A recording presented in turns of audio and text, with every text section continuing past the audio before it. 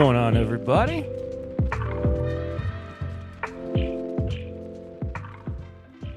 Happy Thursday. Happy 1 week till Christmas.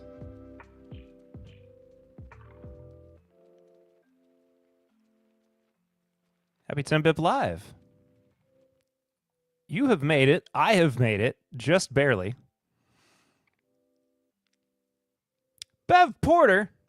Merry Christmas, Perry, Michael, Tony, and all. Good to see you, Bev Porter. Hope you are doing fantastic. Always good to have you in. Always good to have you in, Mama Porter. Happy pre-Crimbus, yes. You may notice that my screen is looking a little bare. There's no overlay like I normally have. Oh, is my I forgot. My camera got bumped a little bit the other day. OBS is acting up, so I don't have my normal things.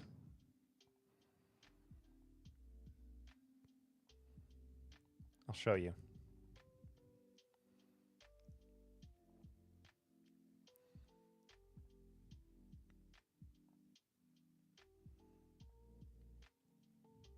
Could not find the virtual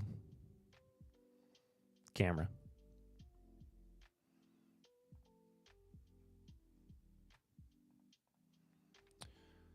So I'm operating off of just StreamYard tonight, which is fine.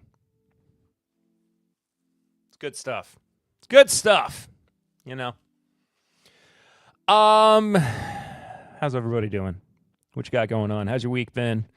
I will tell you about mine in a moment. I will try not to lack in athleticism today, but that's fine. I feel like I need more context for that.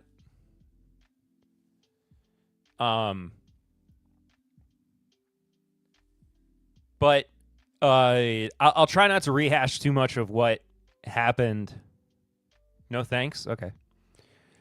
Of what I talked about on the Patreon, but I spent most of my weekend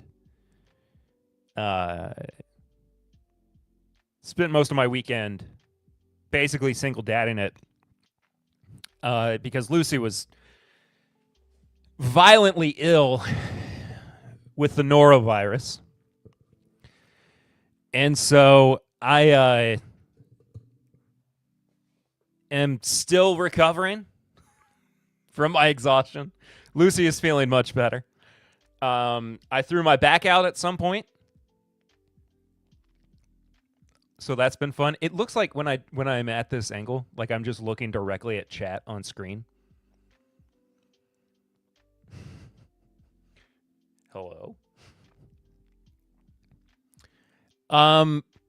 And pure transparency. I almost was not able to stream tonight. Oh, you know what? I forgot the most important.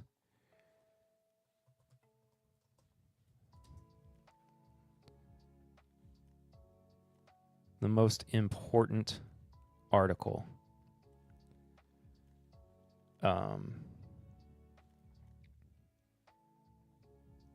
For tonight.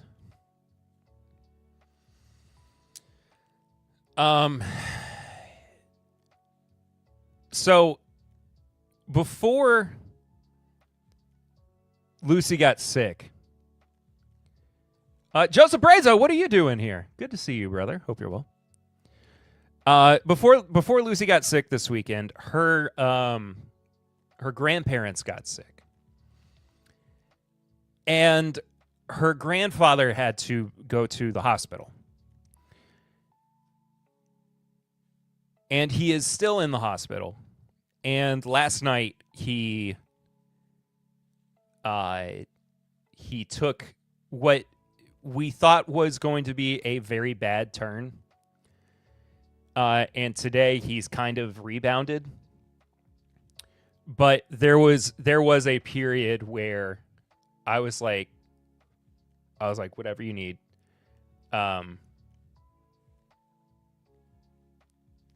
of course, but she's over there with her grandmother. Most of her family on that side that can actively like get around, and he's doing better for now.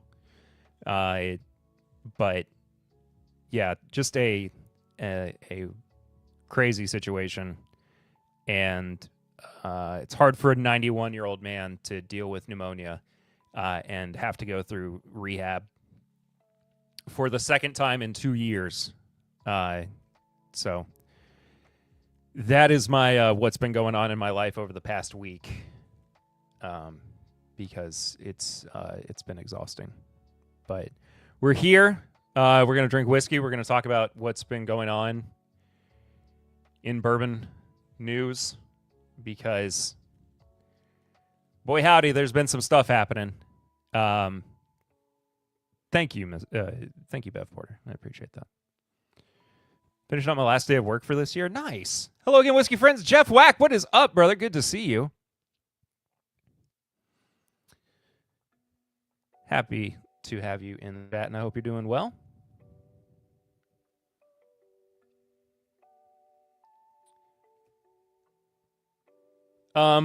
Let's get to pouring something because I need it.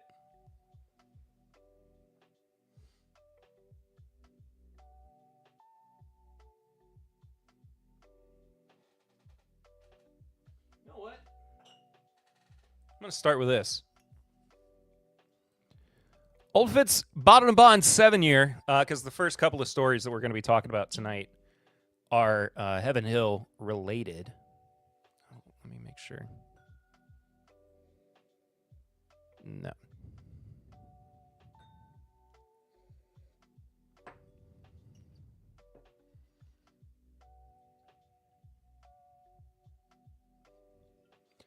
And I have a well, we'll get to it. We'll get to it. But I don't think I have anything else that's been going on otherwise. So, dude, the more I have gone back to this bottle, the more I have really liked it.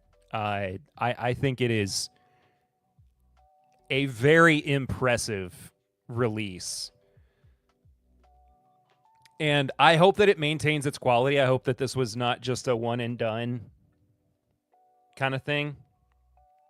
I'm a little concerned that it might be, just in terms of like this level of quality.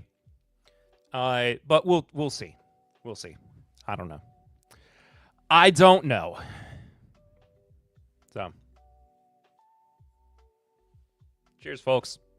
Let me know what you're drinking too, of course, as always. And if you haven't yet, like the video. If you're watching on the replay, hit subscribe. And if you want to support the show while you're watching live, hit the Stream Elements link at the top of your chat, whether you're on Twitch or YouTube, or in the description below on YouTube. Hit us up with a Snuffy Chat. We call them Snuffy Chats because they're named after Mr. Snuffleupagus back here, the patron saint of Timothy Live. I believe you believe he's back there, and we love him. Normally, your message would appear for when you Snuffy Chat live on screen, but I don't have that right now because OBS is busted. But I can still see it on my phone. So, cheers.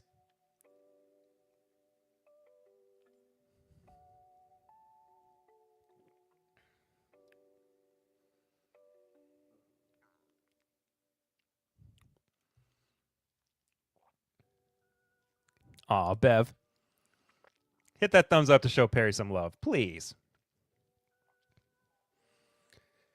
Look at that. Fans all over the place. Bev Porter, you don't drink, do you? Right? Like I'm not mistaken in that.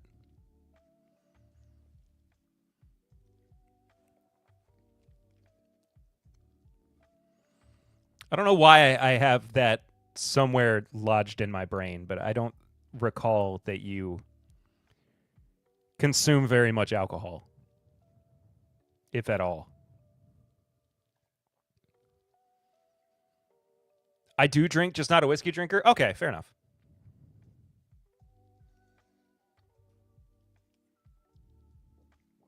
Fair enough. All right. Well, I tell you what, folks. I was going to say no whiskey yet as I'm eating dinner at the reasonable hour of 4 p.m., but I had a pour of Yamazaki 12 a few hours ago at my barbershop whilst getting cleaned up for the holidays. As you can tell, I have not exactly cleaned myself up for the holidays. I'm still shaggy. Come on, man. Oh, is that as far as you're gonna go? Camera? Fine. Whatever. I was a wine drinker, but my stomach decided it didn't like the acid. I have switched to vodka and cranberry. Oh, okay. Nothing wrong with a little vodka cran. For sure. All right, let's talk about the news. Wow, I'm very tiny on screen. How about this? That's better. It's much better. All right. Let's talk about Heaven Hill and their corporate posturing that they have done this week. This is officially their 90th anniversary week, December 13th, of course, because cranberry isn't acidic.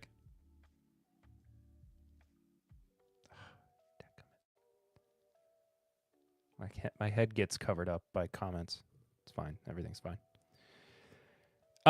90 years. And still family-owned and operated, too, by the way. Which is crazy. 90th anniversary bottle bangs, by the way. I thought it was... I thought it was pretty good when we tried it at the It's Bourbon Night meetup. I wasn't blown away by it. But I also... it wasn't on a... super fresh palate, so I will have to try it again. What are you gonna do? Maybe we'll.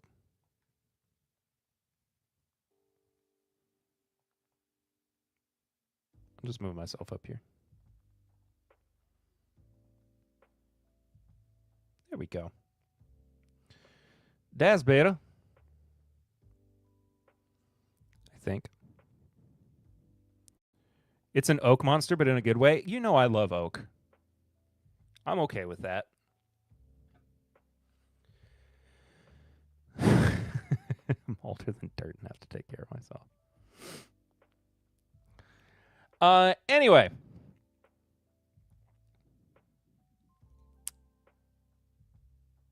The reason that I started the way that I did is because it always drives me crazy when they come out and they're like, you know what's way more important? You love the knob, you have to love oak. It is true.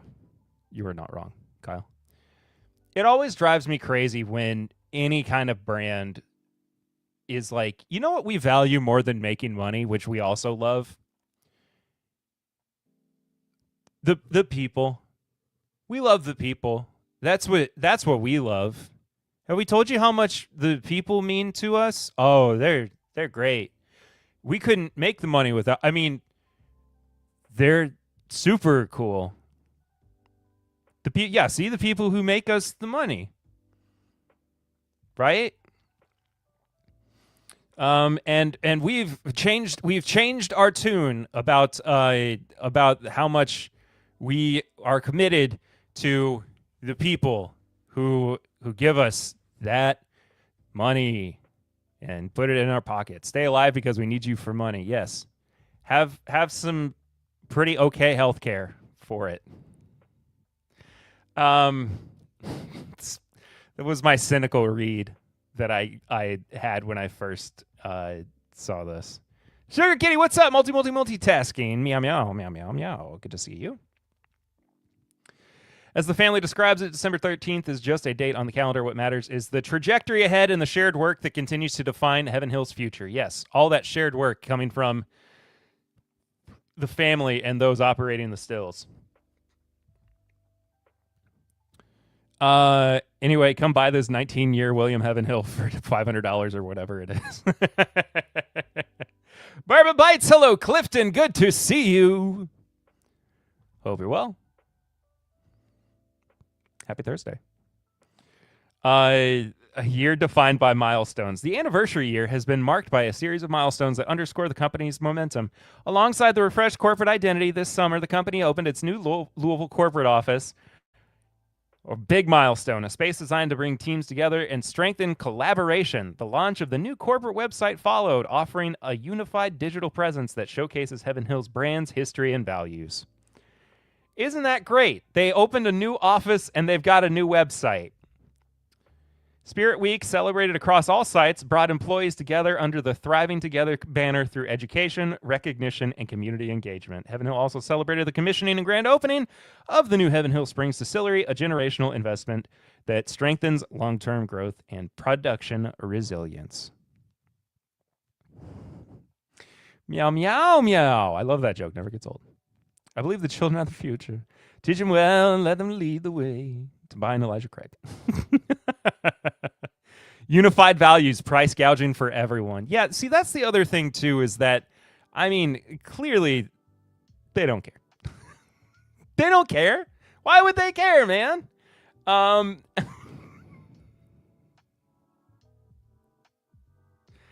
It's just, and I'll tell you how much or how little they care. This year also introduced 90 for 90, a company-wide initiative inviting employees to donate 90 minutes of service in their communities. The response grew far beyond that starting point. More than 1,099 employees contributed over 9,098 volunteer hours across 26 charities, supporting programs ranging from youth education to food security. Now, is this inherently a bad thing? No, of course it's not. You should absolutely be volunteering your time, your money, your efforts, whatever you have available to you, to your communities. Whether it's at the behest of your own intrinsic moral values or if the big corporation that you work for says, hey, it'd be great if you made us look a little bit better. But it just looks scummy, brother. Institutionalize our greed and make it constant and consistent. Teams organized technology tours for underserved students, rallied with Kroger and Dare to Care to help create 659,866 meals for families in need, and partnered with Southern Glazers Wine and Spirits to raise more than $34,000 for the ALS Association Rocky Mountains in honor of Parker Beam. Employees also stepped up for Bike MS, Texas Flood Relief, and grassroots organizations in West Louisville, reinforcing the company's commitment to being a spirited neighbor, combined with employee giving and corporate contributions. Heaven Hill, that is a heck of a way to start out that sentence, let me tell you. Heaven Hill and its people supported more than 100 charities this year, underscoring the depth and reach of Heaven Hill's community impact. Fantastic. Spirit Week Community Day exemplified spirit in action as more than 400 employees generated more than $35,500 in single-day impact through food donations and back-to-school initiatives across several communities. Not at all pessimistic, not even a little bit. What would give you that idea? It's just the grossness of, like, we care about our community. Go out and do it in our name. But also, buy our product. And certainly not cynical. No. Why would I be cynical? Why should I be cynical about any of this? Anyway, congratulations to Heaven Hill for reaching 90 years of making money on the free market. Speaking of Heaven Hill, there, and by the way, pay our horrible prices. Yeah. Heaven Hill is also putting out their 16th release of the Old Fitzgerald Decanter series. Blech. Can't put it out. I can't get it out of my mouth for some reason. It's 11 years old. Of course, it's bottled in bond, so 100 proof. $160. We care wins the photo op. There we go. Hello, Emily. They did it. They certainly did it. How about do all that for charities, but don't give us a press release to say, look at me. See, that's the other part of it, too. It's like, I think that's partially why I'm so like, it feels so gross. Because good deeds should go unnoticed because they are good deeds. I'm fine with it, you know? Like, we will see the impact when the impact is worth noticing. It doesn't have to be shouted from the mountaintops, I guess. And it's not to underscore the fact that they did good things. They did incredible work in their community. But Lord have mercy, chill out. We see you, we hear you, and I don't care.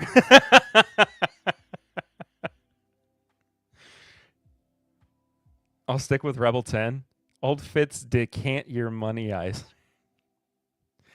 I'm supposed to get a sample of this. I keep not being at home when the UPS truck gets here. And I got a note on the door today, and I think it's one of my regular delivery drivers that said, I'll try again tomorrow, which was nice. But I really hate when it gets to the point where they're like, we have to send this back now. Makes me sad. So we'll see how this one goes. I don't know, man. I've not been overly impressed with the past few. So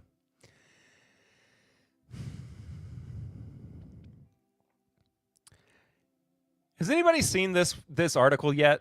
I'm curious before I move on.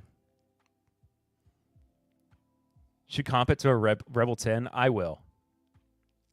If I had one. Does anybody know where this story is going? With a Carnival cruise line. Or I guess this isn't Carnival, this is Royal Caribbean. With a Royal Caribbean cruise ship at the head of a Whiskey Advocate article. The UPS guy tends to be, oh, that looks like it's probably a good sample. Love to share that, even if I don't know what that is. If you had one.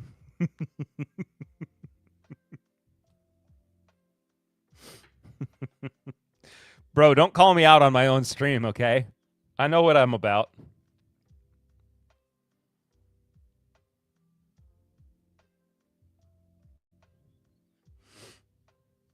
Anyway. Here we go. Now you can sip Pappy and BTAC at sea. Here's how.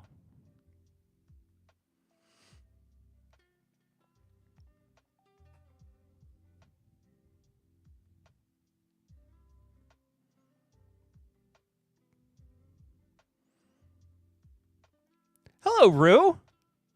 How are you? Good to see you. Hope you're doing fantastic. Thanks for being my sole Twitch viewer at the moment. But very good to have you in the chat. Pappy Van Boatside. Oh, thank God I've been waiting for a seaman to pour Pappy. I'm well. How are you? Josh says hi and something else I won't type in chat because he's annoying. I'm well. I'm very tired. I almost didn't stream tonight, but I'm happy I did because I needed it for the mental health. But also, hi, Josh, and I love you, Josh, and I love you, Rue, and I hope you guys are doing well. And thank you so much for being here. Yeah, so the Royal Caribbean now apparently has a secret stash menu. Yay, stream. Love you too, King. It's the secret stash bourbon menu, available exclusively aboard Allure, Wonder, and Utopia of the Seas. Features a curated selection of pours from Buffalo Trace Antique Collection releases and Van Winkle expressions. They're available by the half ounce, starting at $55, running up to $115 for Pappy Van Winkle 20, or by the ounce with prices starting at $110. What else did we expect? I mean, honestly, like you can get a flight of all three of any three all half-ounce pours for $275. Not the cheapest proposition, but when else can you say you enjoyed a flight of Pappy on the open ocean? I don't know, man. Like, who does this appeal to? I guess, okay, I understand the crowd that this has like a oh yeah, Josh and her had me dying a few weeks back. We live in cities. That was such a great stream. If you don't show up for the Twitch streams when we're playing video games, you're missing out.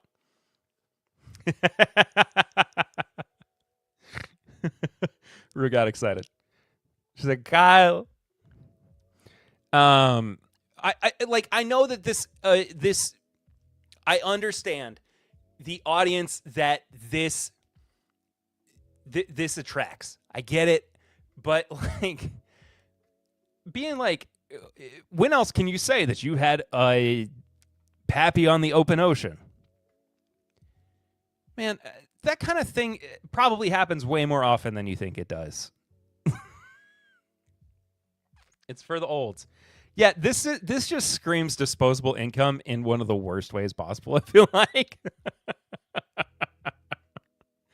Where will you be heading while you sip on all that delicious BTAC? Utopia operates 3- and 4-night itineraries from Port Canaveral, calling at Nassau, and Royal Caribbean's private island, Perfect Day at Coco Cay.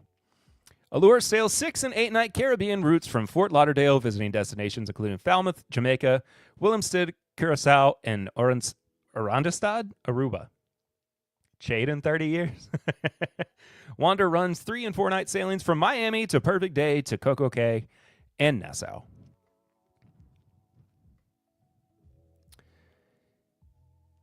So if you haven't gotten a gift for the person who loves expensive whiskey flights, and you also want to pay for their trip to go on a boat, here you go.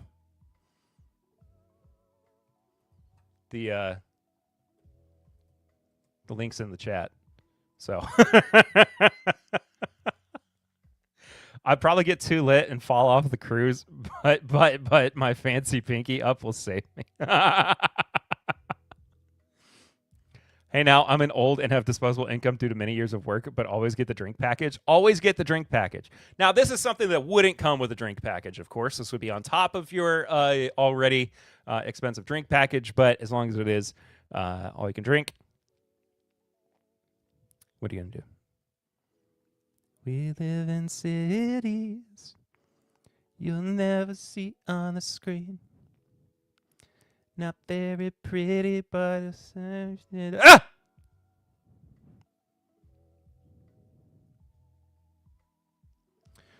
Forbes.com. Meet the most important man in American whiskey. One YouTuber now seems to garner more attention and wield more influence than some of America's biggest whiskey makers. So why does the industry refuse to embrace him?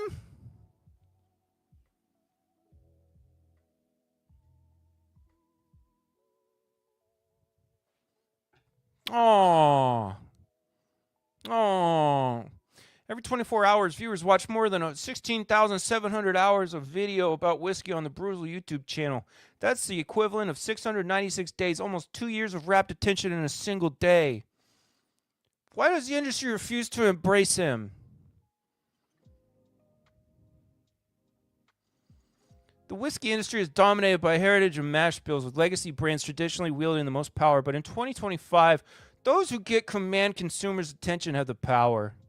And by that metric, the most important figure in American whiskey may be the man who garnered more than 800,000 subscribers for videos like the one where he tried to power his lawnmower with a bottle of Weller Foolproof. Also, I edited that for the Forbes.com author. They wrote, with a bottle Weller Foolproof.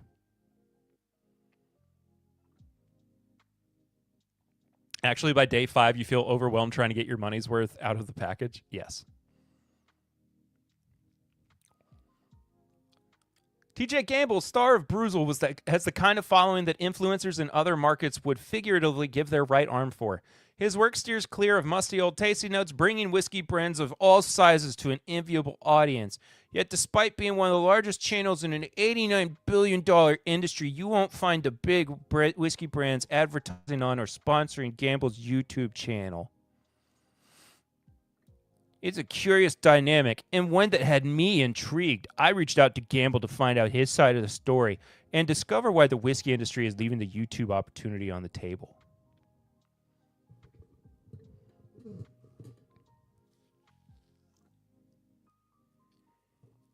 Folks, let me ask you a question. His channel stays clear. Yep, could have stopped right there. At what point did doing this content become about me?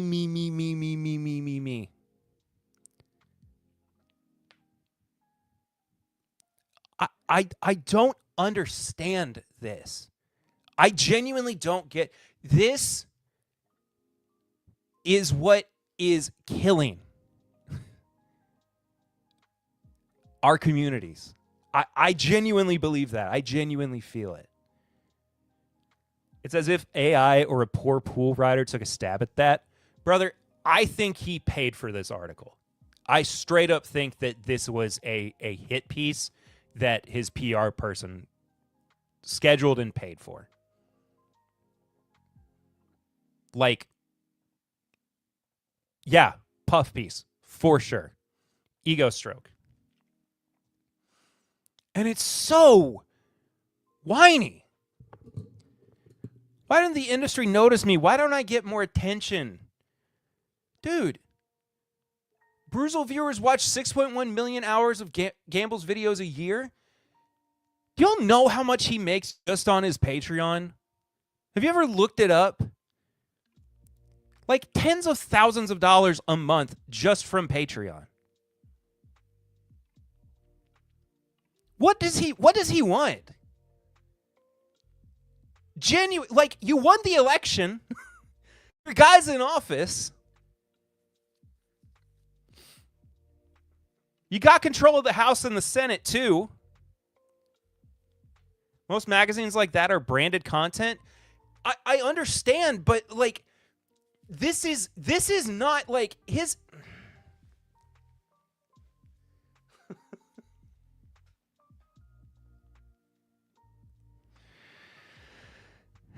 If you were just doing a review of a bottle, that video is only going to do as well as the interest in that bottle. The real whiskey enthusiasts don't care. They've had it. They know.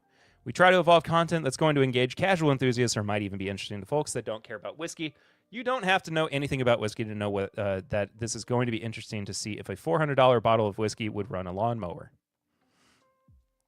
It's fine. He's for the noobs.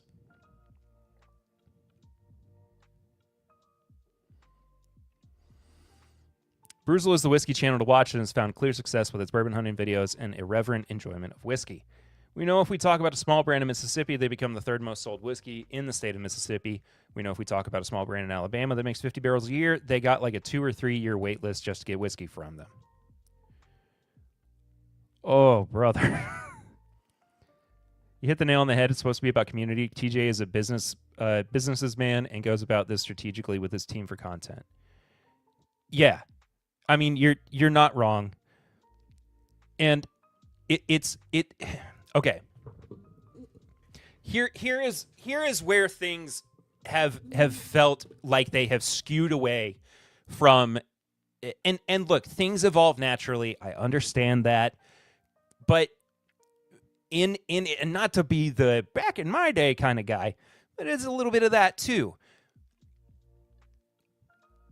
It is so hard to connect with people just to collaborate anymore.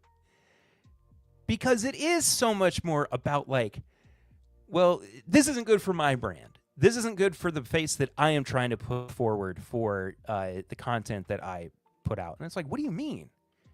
Like, we used to just like hop on each other's streams. We used to just be on each other's podcasts like all the time. And then there's also the side of like, well, I don't need it. It's like, okay.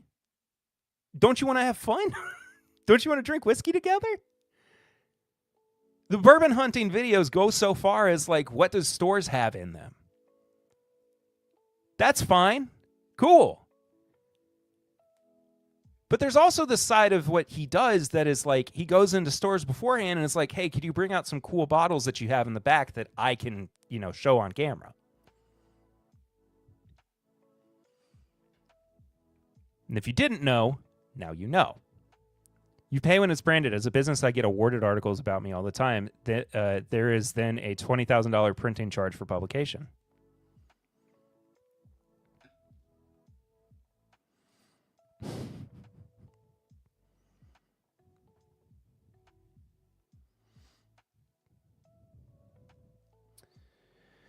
Despite the proven recipe, the shelf-clearing videos, and the impressive stats, bigger brands still don't seem to respect the channel. The big mainstream brands are way behind. They value Instagram over YouTube, Gamble says. He suspects it comes down to a desire for control, and he's likely right. YouTube video is a searchable, accessible record. Reviews on a popular channel like Bruzel can be served by big search engines, so if a marketing team can't be sure the review will be shining, video marketing can be seen as a risk. I don't think that's the case. I think it's just pure posturing. Like, the review market is still pretty hot. Honestly. Like, it still does pretty well. Not for everybody, but it's this, like, it's beyond just, like, woe is me. And there's a very big aspect here of, like, look at me. What a crazy stance is right. I mean, it's trying to say, here is all of my, here's everything that I've been able to accomplish without truly a whole lot of evidence behind it.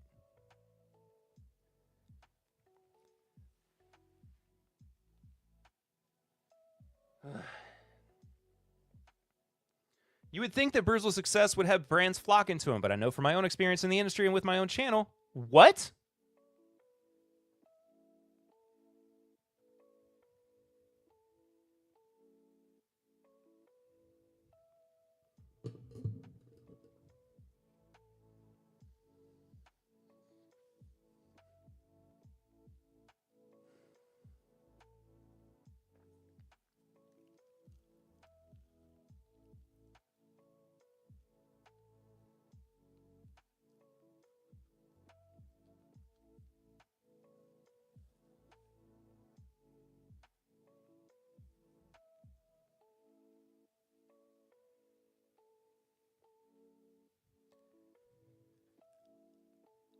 You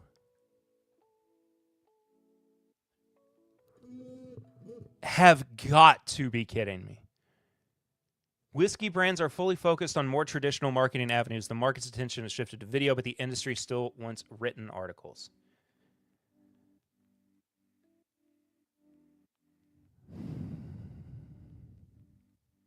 The fact that brands can't pay to have a guaranteed positive review on YouTube might make a channel like Bruzel's a harder sell for a corporate marketing department. Now, okay, that is true. But that's not something that is like, what is the argument there? That brands have to pay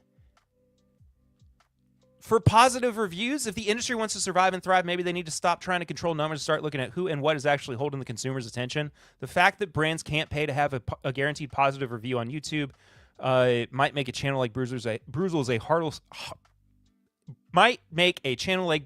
harder sell for a corporate marketing department. Unfortunately, fear of genuine feedback doesn't change the fundamental truth that old school marketing isn't producing sales right now, and if time numbers can't convince the industry, perhaps the closed distilleries and falling sales will. Until then, at least the drinkers can still benefit from the awareness channels like Bruzel are able to bring to smaller players and hidden gems.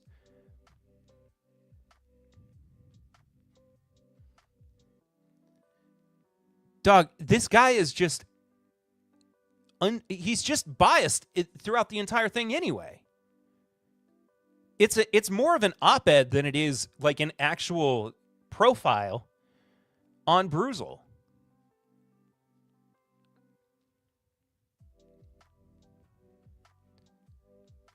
Christ, man. I mean, what are we doing?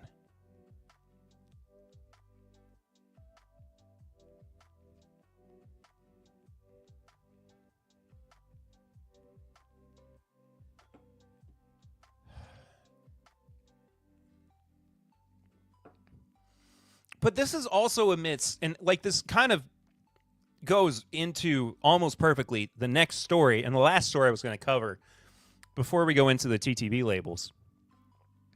But this was a story from last week that I was going to cover, but we spent so much time on the Buffalo Trace stuff that I opted to move it to this week because it deserves its own amount of attention that we can give it. There was reporting last week from Janet Patton, whom, again, I love. She does fantastic work for the Herald Leader in Lexington, that bourbon production is down 55 million proof gallons nationwide this year. As the spirits industry continues to reel from declining drinking, whiskey production has dropped to its lowest levels in years. This is not unexpected. I mean, this was going to happen with all of the trade wars, with the tariffs, and I mean, you have so many distilleries that were shuttering.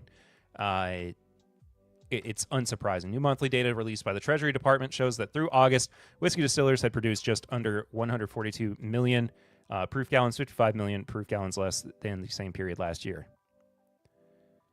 This isn't as big of a deal, IMO, following the highest barrel count in Kentucky. It doesn't surprise me that production would slow down right after. I mean, you're not wrong. My point, though, is that as we are seeing the declining... Hold on. Ooh.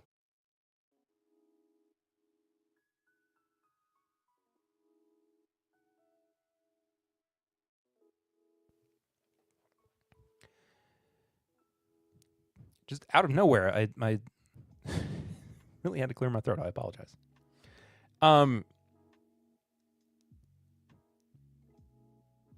I think that this is one of the bigger indicators that the boom may be nearing its end, and we are scaling back on production in anticipation of that, so that there isn't a massive surplus just sitting around for no reason.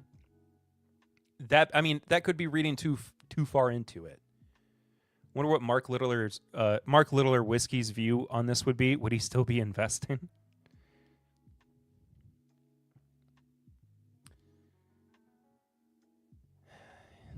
I mean, as of a month ago, he was making a video on whiskey cask investment. The dramatic drop in whiskey production reflects steady decline in sales seen from many major brands. Last week, top American whiskey maker Brown-Forman reported sales were down 5% in the latest quarter, down 4% for the year. Meanwhile, Kentucky's bourbon distillers are sitting on record 16.1 million barrels of inventory in warehouses, an all-time high as of January 1st, 2025.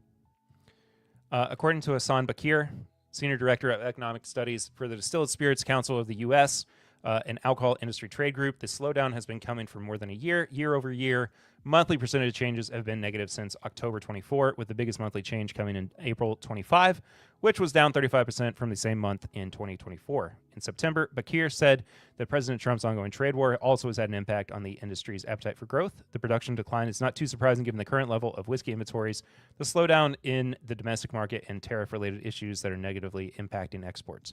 Now, if we're going to apply that framing to it, I understand where Bakir is coming from.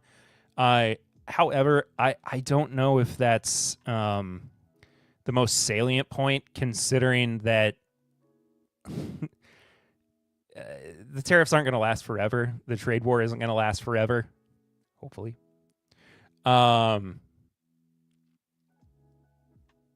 Oh, and Brown-Forman reported that exports to Canada are down more than 60% so far this year. Hey, Tony's back. So, I mean, if you're anticipating that this is something that is going to have a lasting impact, I get that. But I mean, I don't think it's gonna last forever. I don't. But anyway, my point though, like touching back to this whole like I need more attention as an influencer from the big industry. This has an end date. Like, we don't know what it is yet, but like the boom will end. We're edging towards it every day. You missed the Bruzel Puff piece. Yes, he did. I'm sorry. And I think that the more that we make this entire economy of edging towards busting, you said it, I didn't. I mean, I kind of did, but you put it in better terms. But the more that we make this entire creator economy about the individual as opposed to celebrating why we started creating the content in the first place, I think it's a recipe for disaster. I truly do.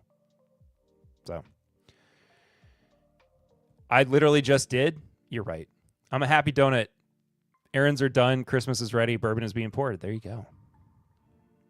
All right, let's move on to TTB labels. I'm so happy they're back. We have had an influx of them since the shutdown ended.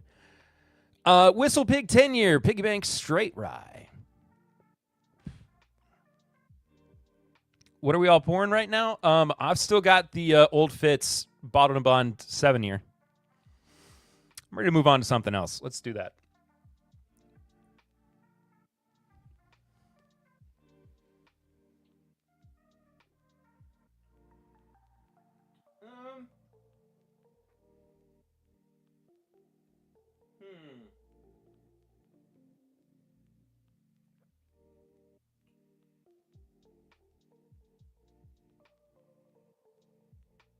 Ooh.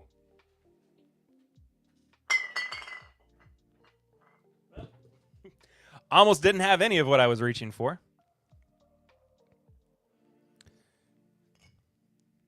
It's not National Distillers. It is Beam, but it is an old bottle of Old Granddad Bottled and Bond. I'm sticking with the bonded theme for now. I don't have much of this left either.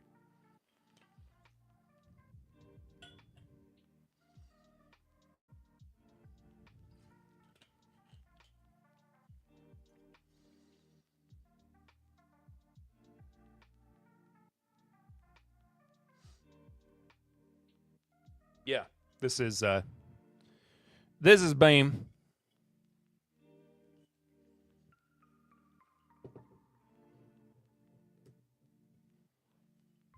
What's everybody else drinking on? Hello? Kyle didn't just ask me. He asked all. He said, what are we all pouring right now?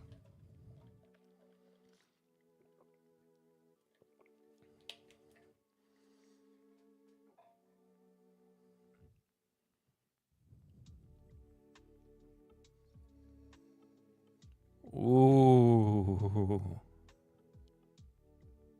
Oh, Dusty Beam. Pattern shift, but I stay for community of all the beverages. I agree.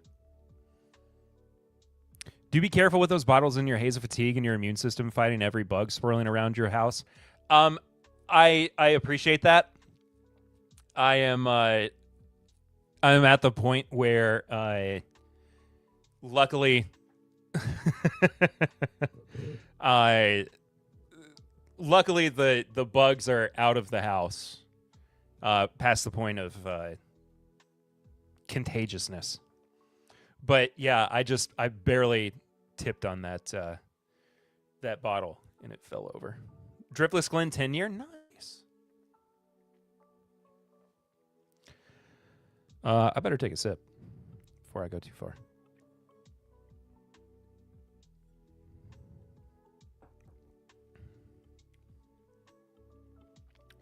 That's funky. That is funky. Anyway. So the Piggy Bank Rye, 110 proof. Oh, I guess I'm going to like that. And I assume this is the one that comes in the little gold piggy bank. So have they always been 10 years old? I don't remember. Speaking of Whistle Pig, farm stock rye, 86 proof. And we're about to get heavy rain. So hopefully everything's fine. It's got a 4-year, a 6-year, and a 6-year in it. 2 Vermonts and a Canada. There you go. Chicken cock. When I first opened this label, I thought it said, I'm pushing water in line with food at the moment. Nice. When I first read this, I thought it said reverse cask Kentucky Straight Bourbon Whiskey. And I was like, I don't know what that means. I'm very curious. And then I just read it again, and it said reserve cask. And I was like, okay. So 7 years old, 122.9 proof. Char 3, medium toast. And, yeah, 70-21-9.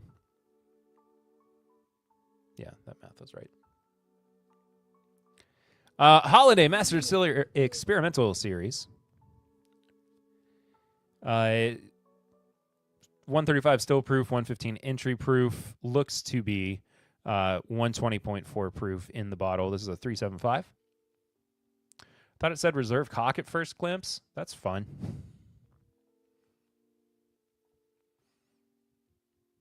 Yeah, it does kind of look like that, doesn't it?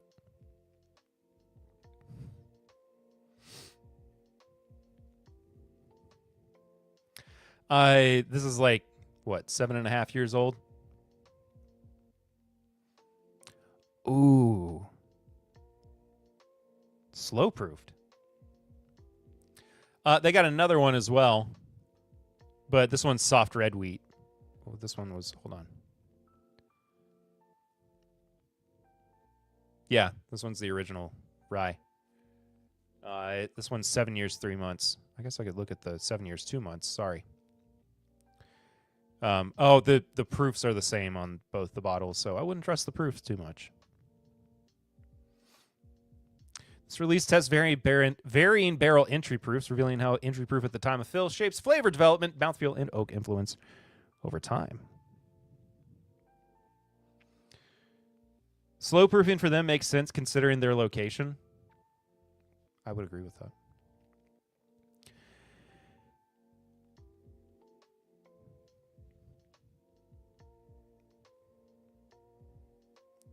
Wait, Rare Characters doing Black Maple Hill? Really? I didn't know that was happening. So we got a straight bourbon. We got a straight rye. And another bourbon. This one's going to be 16-year. Really did not know that Rare Character was going to be doing... oh, okay. That photo is broken. Is this the first you found out about this? Yes, it is, Kyle. I had no idea. Guess Watson isn't that much of a friend? Yeah, I don't know why he never said anything about this. Fine. Everything's fine. I was like, I'll cover the new Black Maple Hill. It's kind of crazy that they're, reviving it again, but I didn't realize that it was Rare Character. Black Maple Brook Hill. Black Maple Brook Hill. Lord. Words. New Bluegrass Distilling 7-year single barrel blue corn. It's their 70-21-9. Everybody's got a 70-21-9. What's up with that? Reverse cask would be interesting. Wood bottles or mini barrels.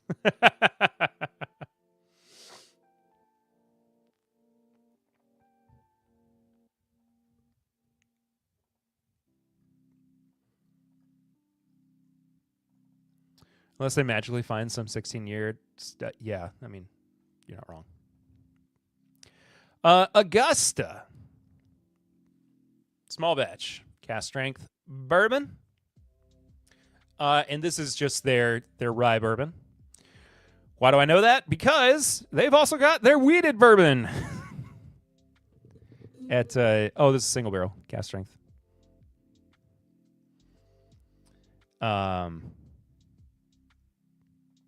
Interesting though. Curious. I like these new labels. I think they look really good. With a little Kentucky cutout at the bottom. It's nice. They're doing good stuff with this brand. So.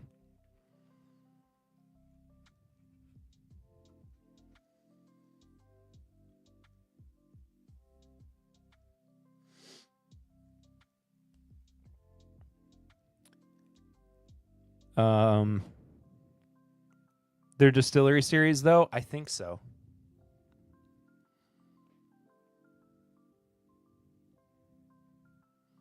You know, it doesn't say one way or another, but I wouldn't be surprised.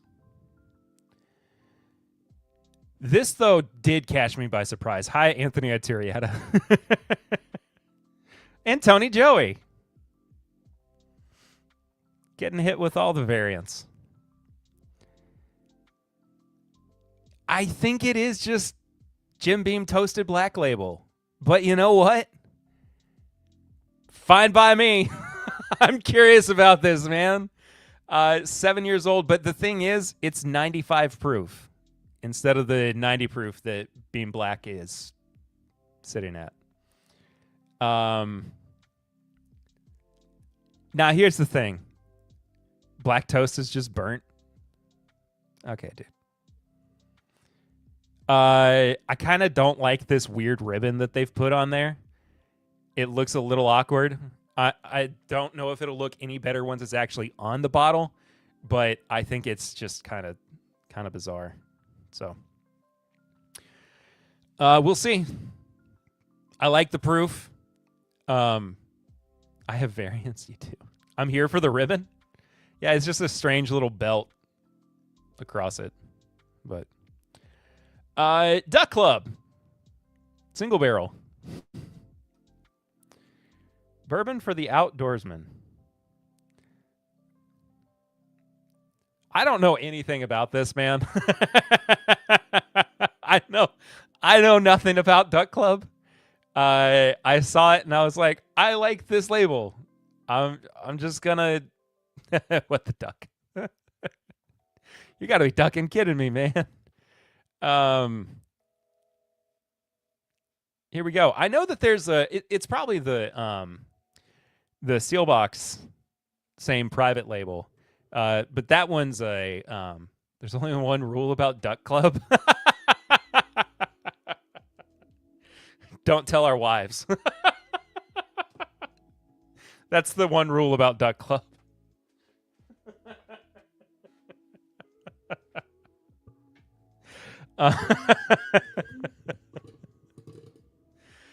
I do genuinely like this label. I was gonna say there's a okay, there's two rules. And if you do, especially don't tell your wives. There's like a small batch version of this from Sealbox as well. I wonder if I can find it real quick. Keyboard's asleep.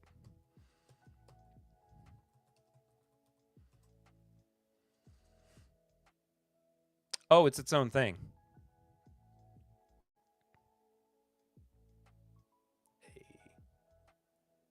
I don't want to give you my email. Clifton's all over it. I think we need to finish a bourbon in a Mallard Reaction Nevers Oak barrel. Man, I should go into marketing. I don't know what those words mean in that order.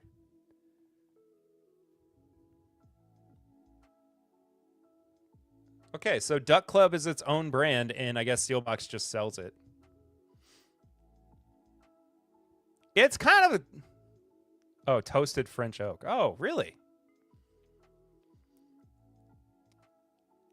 Bourbon built for those who know the details matter in the hunt, in the craft, and in the glass.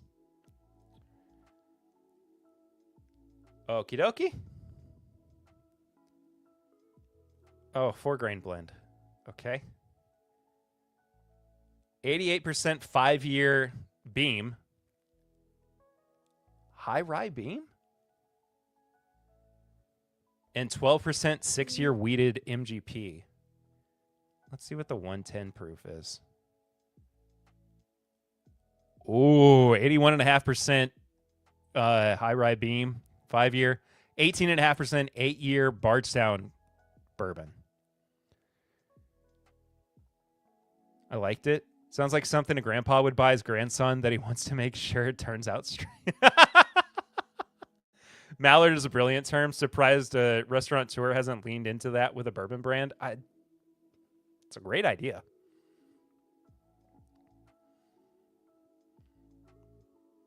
Okay, their merch goes kind of hard. I kind of love their merch. Oh, I read that as conversation. I was like, what is conversation? Drink this whiskey when you're ankle deep in water, sitting in a freezing blind, waiting to blow a call with chapped lips. You're going to scare the ducks. You're too drunk. I'm fine.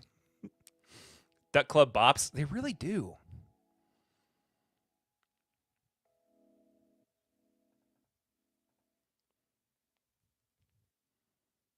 Created with a straightforward purpose to make a bourbon that reflects the people who spend their time outdoors, built around the heritage of waterfowl hunting and the culture that surrounds it.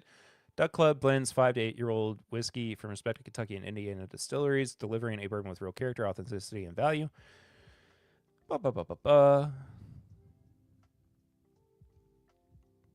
I'm curious, man. Country artist and lifelong outdoorsman Riley Green joined the brand as co-founder, bringing a genuine connection to the lifestyle Duck Club represents. 98 cents of every what dollar? I think it said federal stamp. 98 cents of every federal duck stamp dollar goes directly to wetland conservation. Dadgummit, I can't even read it. Duck season. Rabbit season. Duck season.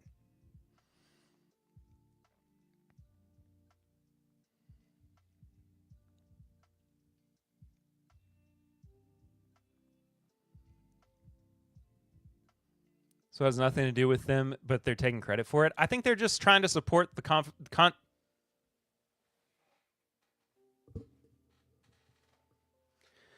the conservation efforts of the environments in which ducks live. They also used the quote from the U.S. Fish and Wildlife Service. It's not like they just went like, hey, we know this information, we're telling you. Know what I mean?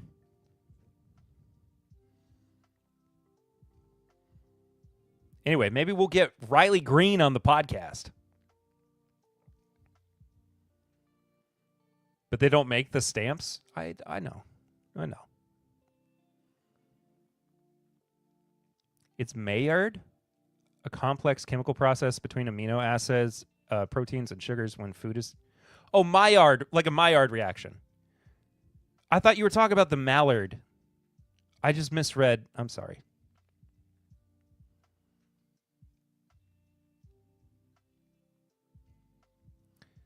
I think we need to... Okay, see, that was my confusion. I think we need to finish a bourbon in a Maillard reaction new oak barrel. Is that what you were trying to say? Because it says never oak barrels. I just misread what you wrote.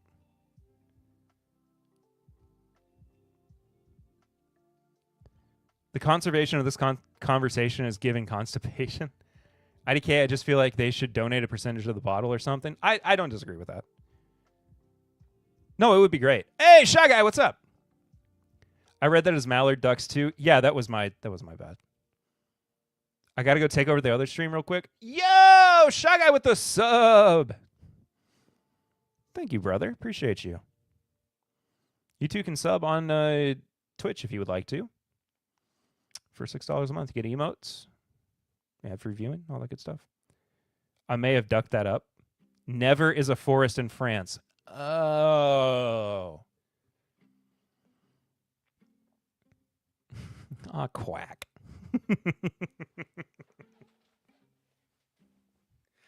Yeah, we'll reach out to Duck Club. We'll try to make something happen with them. Very curious about their product. Mount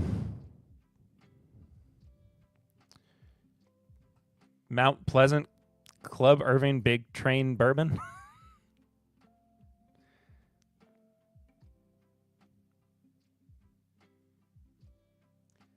Do I pour some rare breed because Perry is a turkey shill? Absolutely.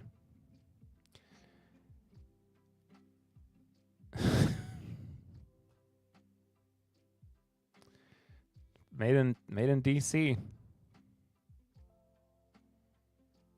Okay. Terrible logo. I mean, it's fine. 5 years, 6 months, 102 proof. Okay, great. Moving on.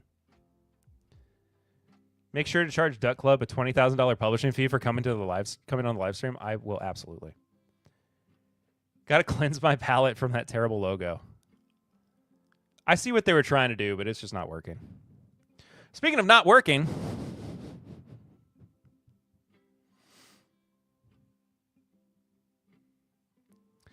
Blue Run Blueprint series. 105 proof, no idea where it's from. Big Train, I'm in. Blue Run never works. I've got a couple good bottles. The Blueprint series is where discovery begins, inspired by the belief that taste evolves through exploration. This series lays the foundation for a new kind of whiskey experience, one that's rooted in heritage but designed for today. This is luxury made approachable. This is Blue Run made to be discovered.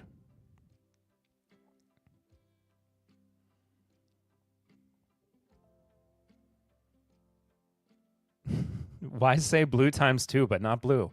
I wonder if the butterfly is going to be blue and we just aren't seeing it yet. Blue Run out of print series coming next. This is the fire sale. No more Blue Runs. Yeah, I mean, but also this is the Blueprint series, so it could be that one of them is going to be blue, and the others are going to be every other shade of the rainbow that are not blue.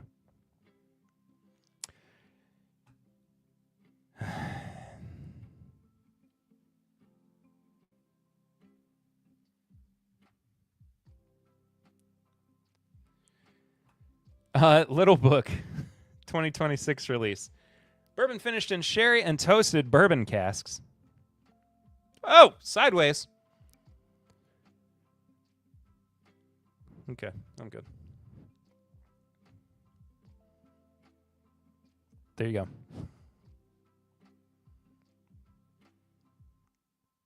go. Shy Guy, thank you again for the sub on Twitch. I appreciate it. With the Prime, too.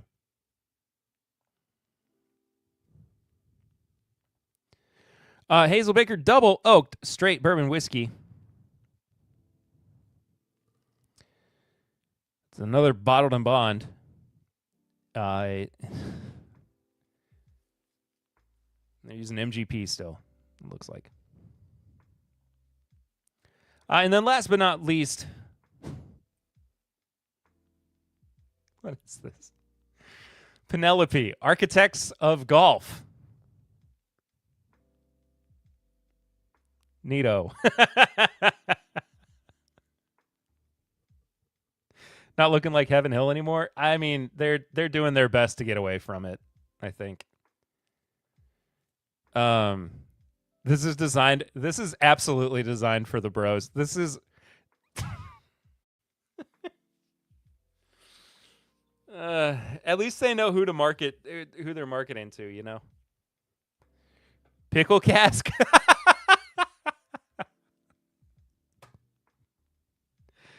6-year bourbon, straight bourbon whiskey, finished with American oak staves, 95 proof. Dude, come on. They got a scorecard on the back. Give me a break, brother. What is this score?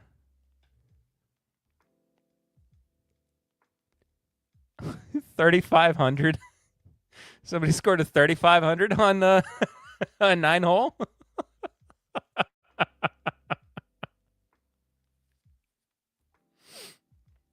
It's crazy. Bourbon junkies are creaming their shorts. Dan's wettest dream. I like this. Penelope is just throwing anything at the wall to see what sticks at this point.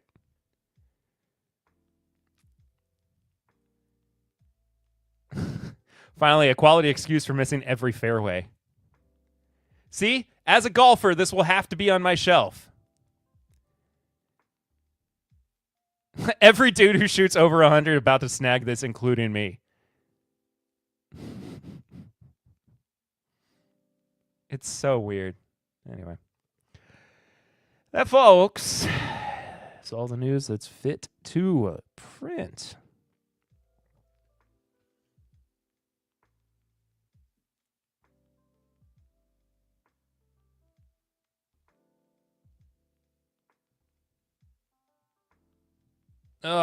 All right. Let's move into this odd theme that I've cooked up somehow. I don't know why I did this.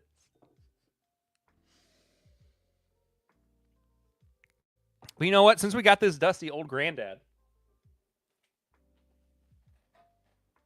which sounds like I'm, insulting an old man.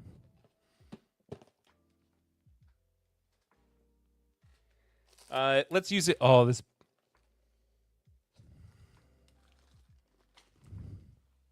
Smell of that. Get you a big whiff of that. It's already broken.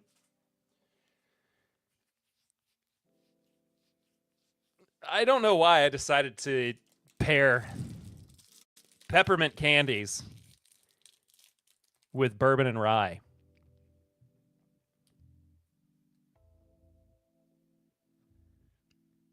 But here we are. Stream Element Spot's going crazy. What's happening? Why is it spamming like every notification all at once? So we'll just start with the old granddad. Bottled and Bond, this dusty one.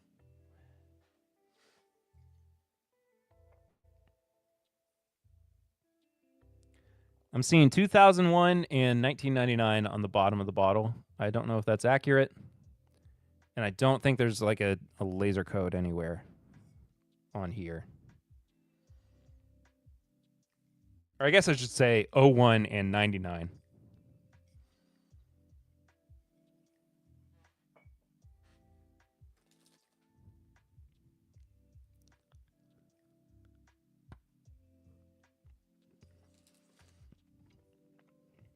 I'm going to have the weirdest breath after this.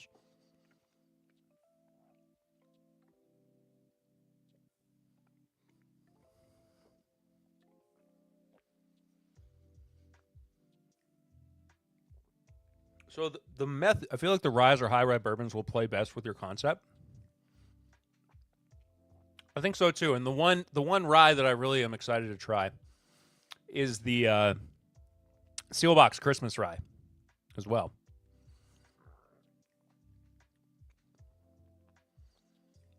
That actually was not half bad. I will be honest with you. My camera froze in oh no, it was my monitor screen. Never mind.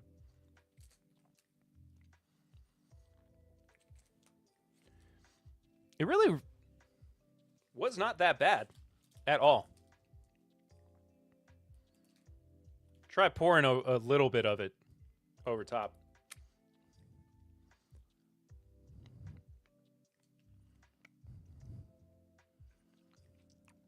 I hope you know, Perry, I behave very well in Clifton's channel.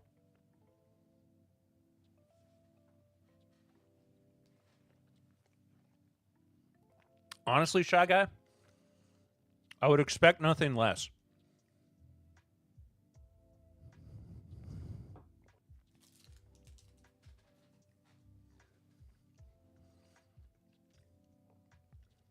That's actually very respectful. It is.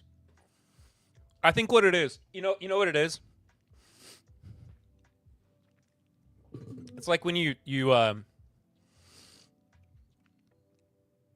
send your kid to school, they get all worn out. Hey!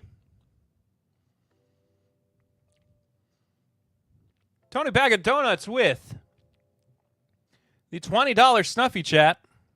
Oh. Merry Snuffmas to all. Sorry it's not showing up on screen, but like I said earlier, my OBS is not working tonight particularly well. Appreciate you, Tony. Thank you very much. And yes, Merry Snuffmas to all, indeed. Oh, sorry. It was Santa.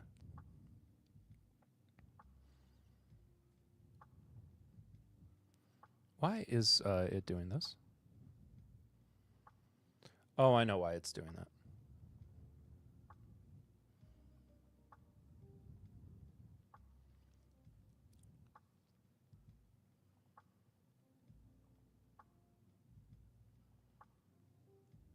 See? Snuffmas. Santa. Thanks, Santa. Made some excellent chicken chop suey last night. Eating the leftovers today, microwaving it makes my house smell like a Chinese restaurant. That sounds awesome.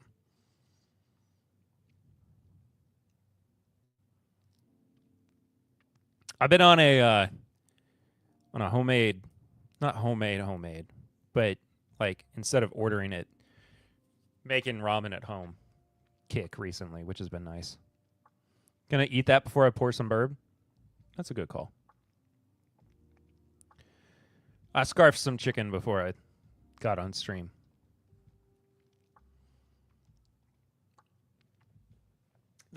Honestly, that pairing was really nice. He's working at a traditional Japanese ramen restaurant. Nice. It helped to it kind of it didn't really transform the bourbon all that much, but it did bring out more of the like sugariness of the peppermint. Tony, I'm not reading that. De-shelled like 200 hard-boiled eggs in a morning to throw in the tea marinade. Holy moly.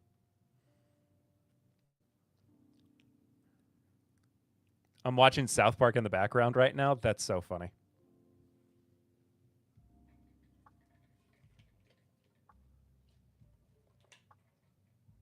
Just for the sake of it.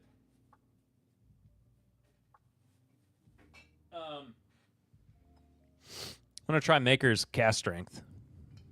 So we get a weeder in the mix. Jeez Louise.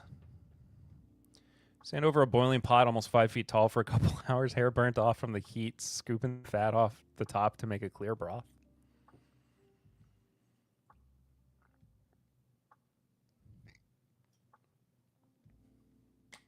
You don't know what real life is like until you've stood over a boiling pot for a couple hours and your hair's all burnt off.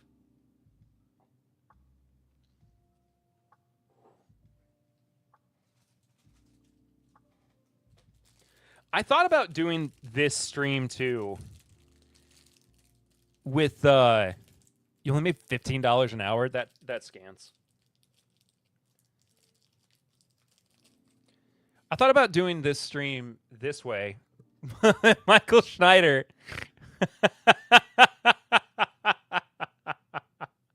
Or sorry, Red Santa.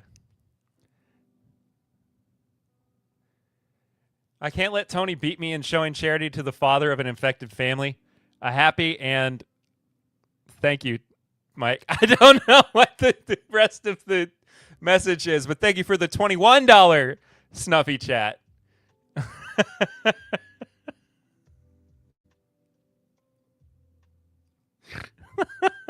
So the new meta is who can beat the last tipper.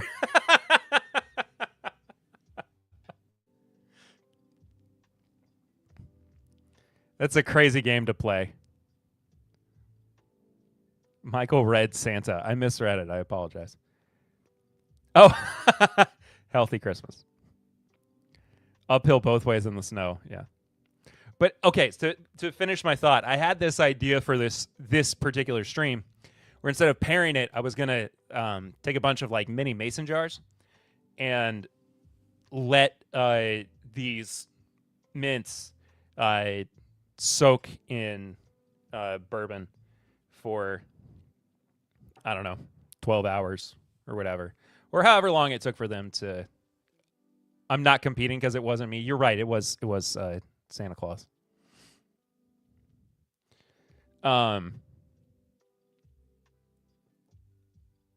So I'm trying it right now, but just with like a little chunk. Why didn't you get peppermint eggnog to mix with bourbon? I don't know. That is a very good question.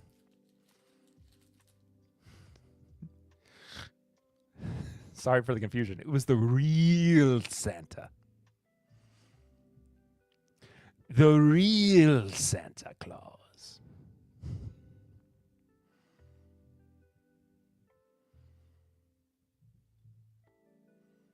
We've had choices. You're right. I'm sorry.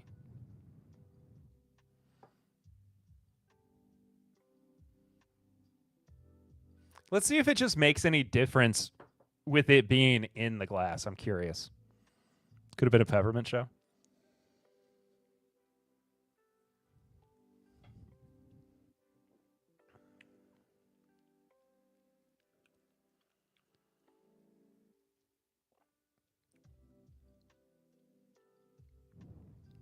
No, not really. Not yet, at least.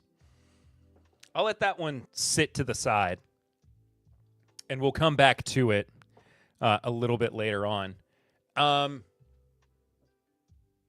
Throw a few blasts of bitters in there and some iced peppermint old fashioned.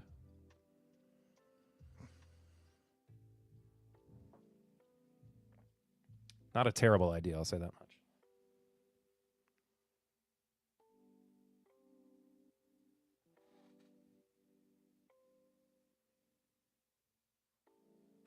Let's introduce a rye into the mix.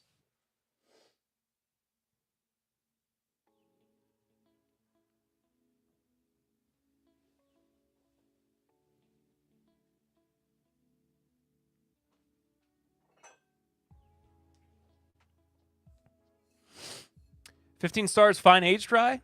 Founders Reserve, blend of 14, 13, 9, and 8-year-old whiskey. 95 proof.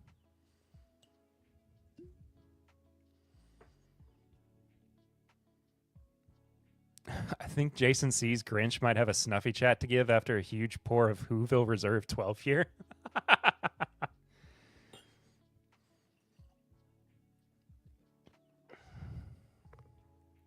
Peppermint candy is basically your syrup. It has to dissolve first.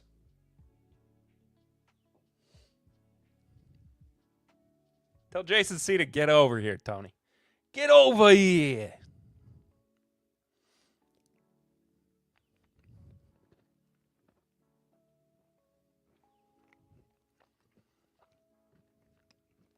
Sugar doesn't dissolve in alcohol. You need to add water. Good point.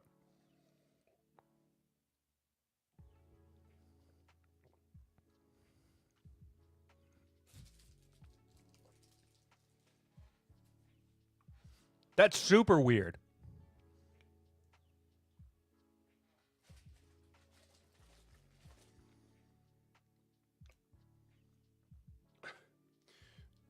On the back of this, it says the servings in this tub.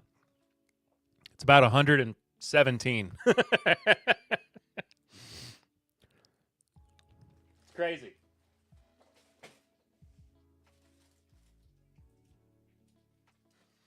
I'm going to go into a sugar coma.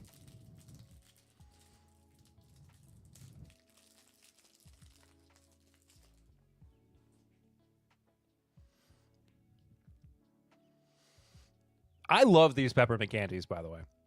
Like these are my favorite. The little kind of like chalkiness to it. Fantastic.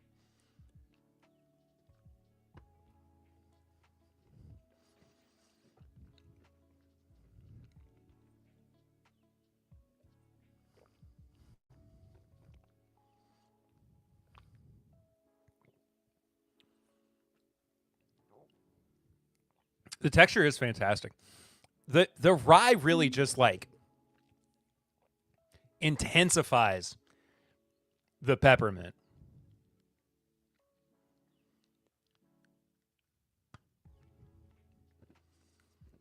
Oh, buttermints.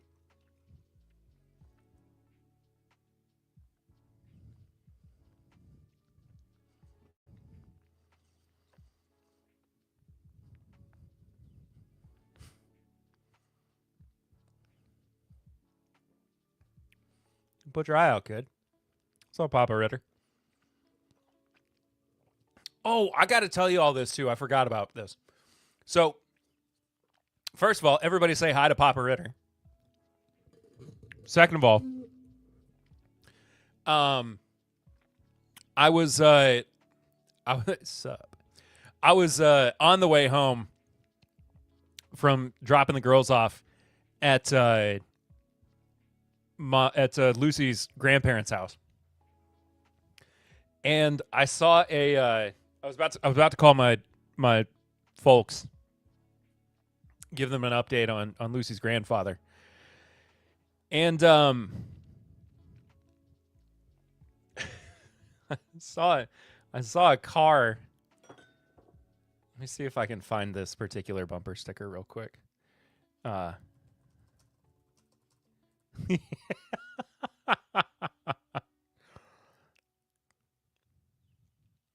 It's not exactly this, but I saw a car with a bumper sticker. That said this on it. Hang in there. It gets worse.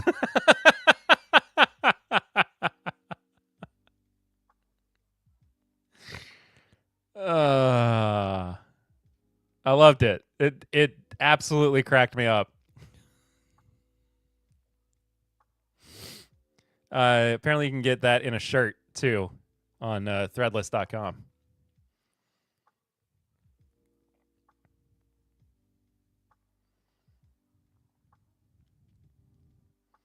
Ooh, it's on sale right now too for $15.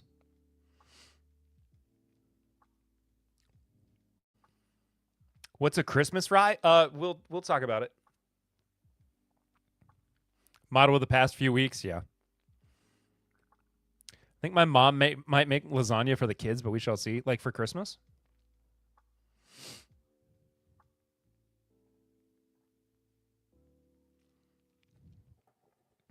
I really like the. Is this last stream before Christmas? It is. So streaming tonight, off next week, and then on January 2nd, that evening, I will be streaming.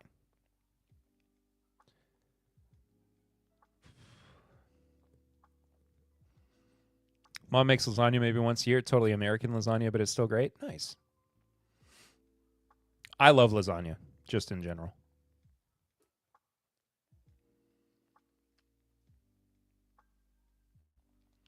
I will always be happy with lasagna. You don't have to call me Papa Ritter.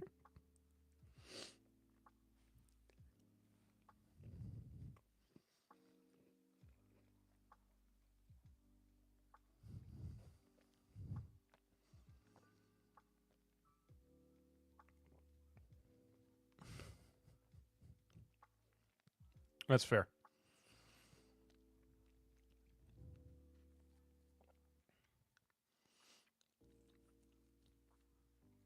That last bite was interesting. Woo! The last bite felt more like I was taking a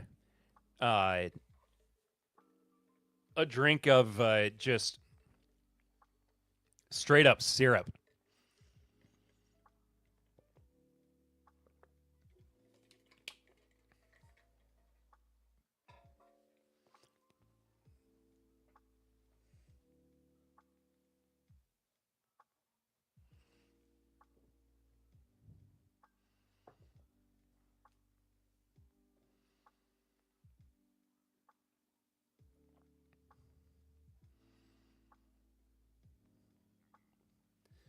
We've got some change happening here.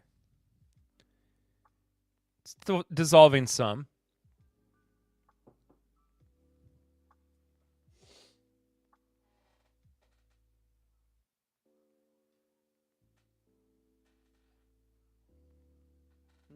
Oh, I was gonna do Turkey 101 because why wouldn't I?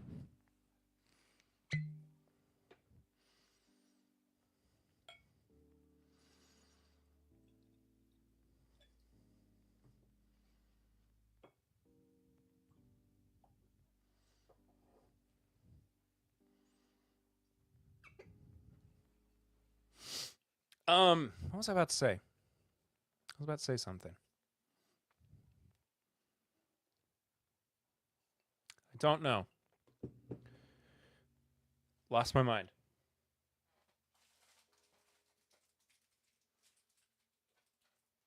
It's fun just being able to reach into the bucket of mints and pull another one out. We aren't doing a New Year's Eve birthday suit party stream. No, we are not. I don't want to get banned off of the platform.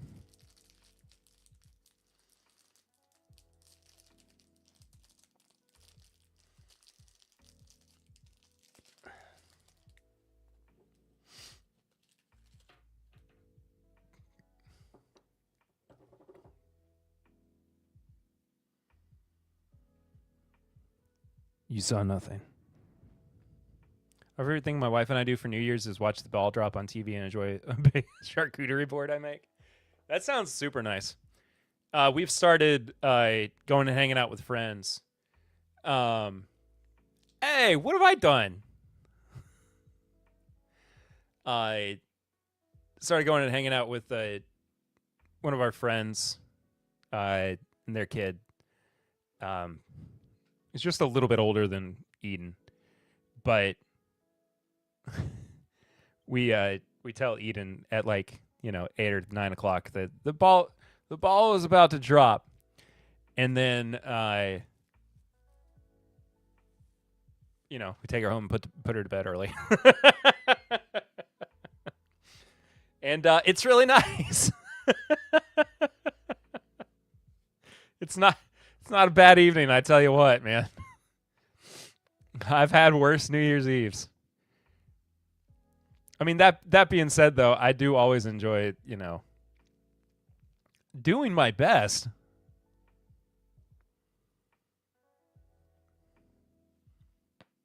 Ugh. Needed that.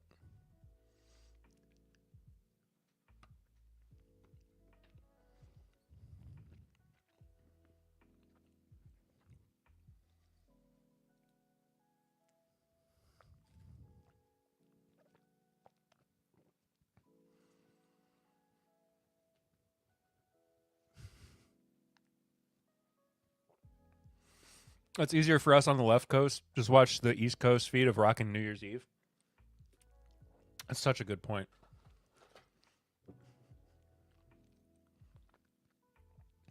Just tap into the early feed.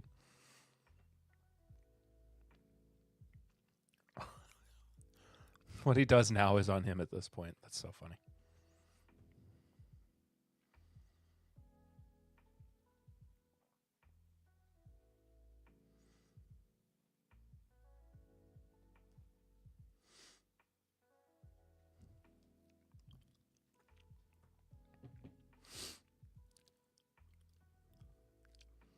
I remember staying up late with my family listening to the Prairie Home Companion radio show.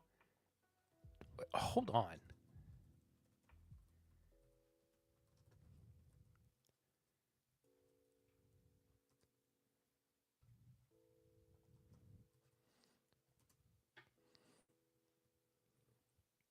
Okay. For a second, Tony, I was like, you're not that old. I hate how tiny that one makes me. But Prairie Home Companion at least ran from 1974 to 2016. So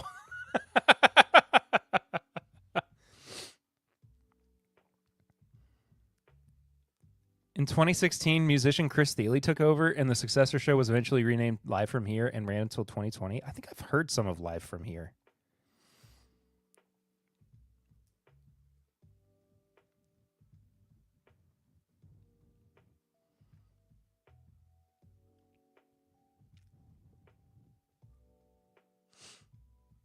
I need to look into this more. Wife being from the Philippines, always loved watching the New York City ball drop all the way across the world. That's awesome.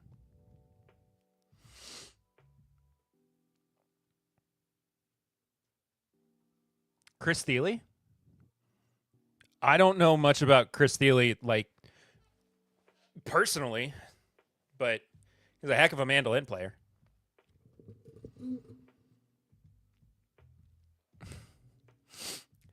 Tony would also break out his Dakota ring for the Little Orphan Annie show. Our favorite skit was the Chicago street names. When we were long distancing, we had to do a New Year's Eve party twice. That's funny.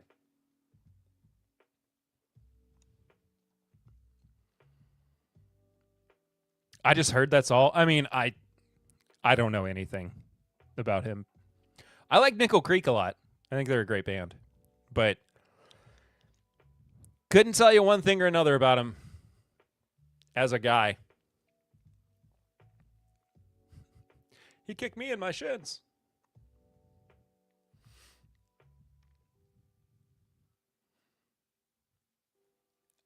Shy Guy. It's almost dissolved.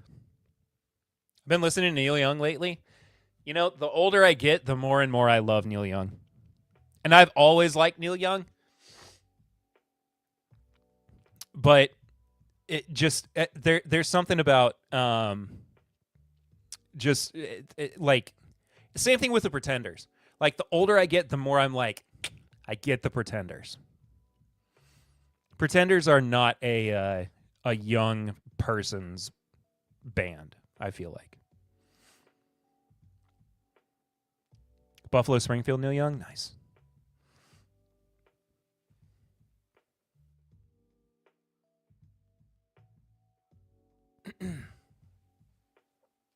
I know it's very cliche. But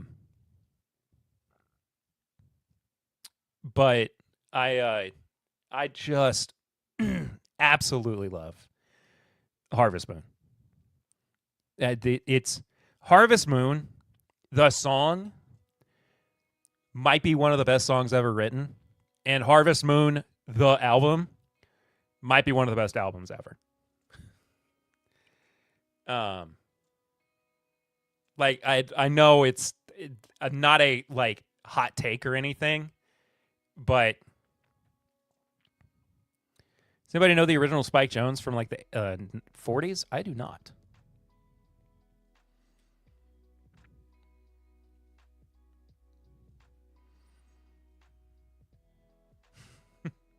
I like Neil Young's Riding and Playing, but who told him to sing?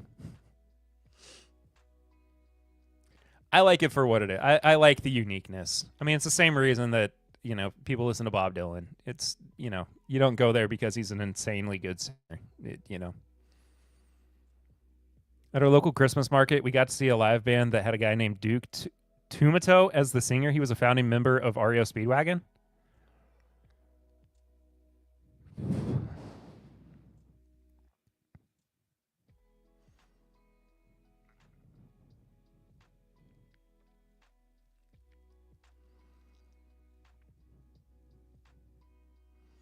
It's just pronounced tomato? No. Okay, fine. Duke Tomato. Friggin' made up name.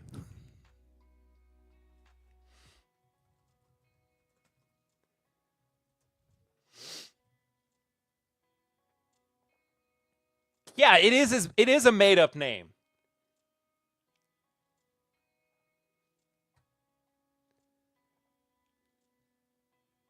Bro said, I'm going to give myself a stage name. He said, how about a fruit?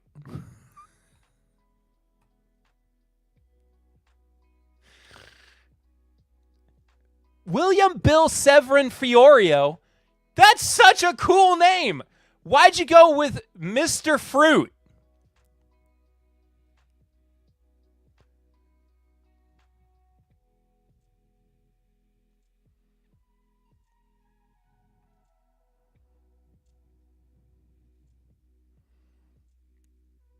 Been really liking John Prine and Tom Waits is one of my faves. I love John Prine. Spike Jonze and the City Slickers. Oh, his band is bluesy. Nice. Taking a fat Duke tomato.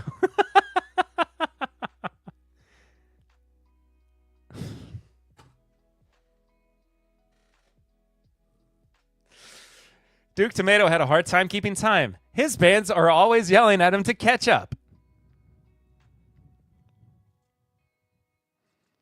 His bassist did some killer solos. Nice.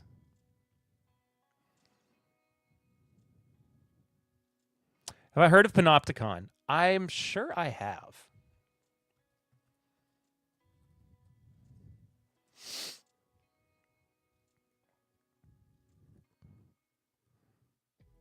Oh, snap. They're from Louisville.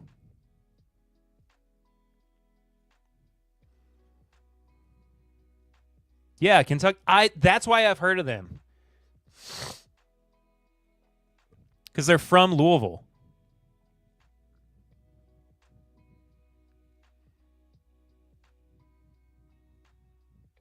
Yeah, it's just the one dude.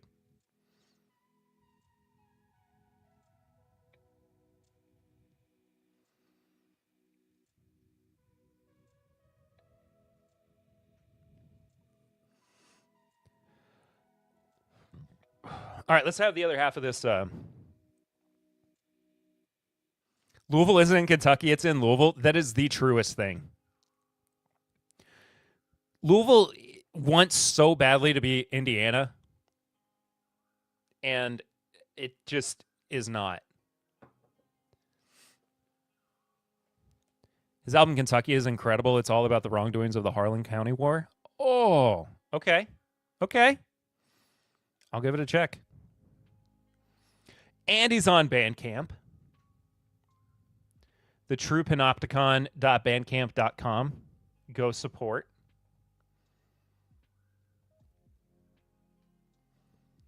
If you want to listen to somebody else's music on Bandcamp, you can do that. It's perryritter.bandcamp.com, but that's no big deal.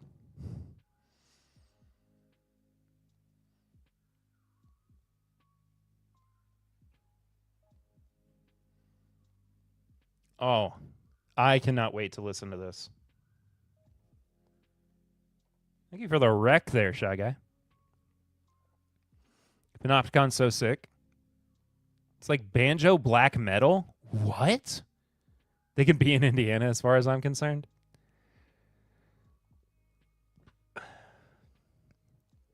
Hardcore Appalachian. That band rocks, PRB. The Perry Ritter Band. A real thing that happened in circa 2013, 2014. It's like a rainy ice storm in Appalachia. Oh.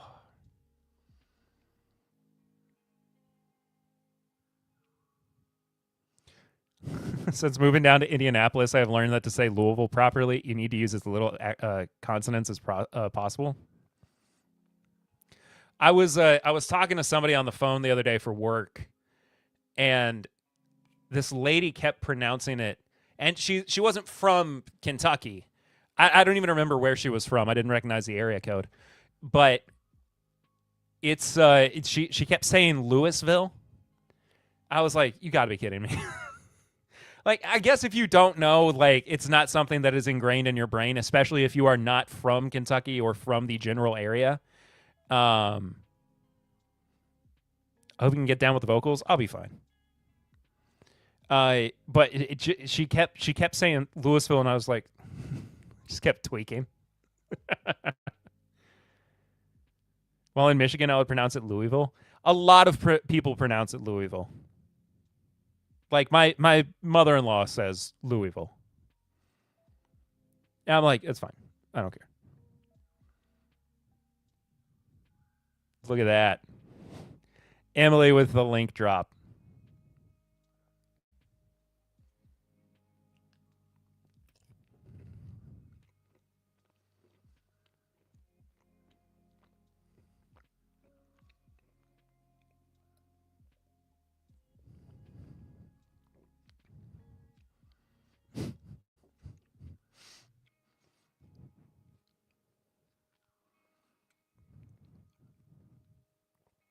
That one's tough. Louisville. Loisville? Wait, Lois Vile. Lois Vile. Hey, what does Peter say when asked about his wife? Peter Griffin, when he's asked about his wife. Lois Vile. Definitely pull up the lyric sheet while listening to it to get the hardcore political environmentalism themes in that album. Yeah, I saw one guy review it, say that it was his new favorite pro-labor album, which I am all about. Loserville. 6 out of 10? Bro, I pulled that one up on the spot. PerryRitter.bandcamp.com. Thank you, Emily. Stick to Herbert. I'll stick something to you, sonny. Could have left it alone.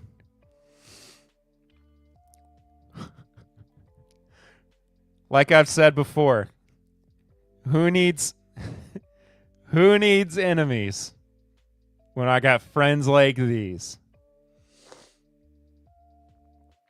My biggest ops are my own friends and viewers.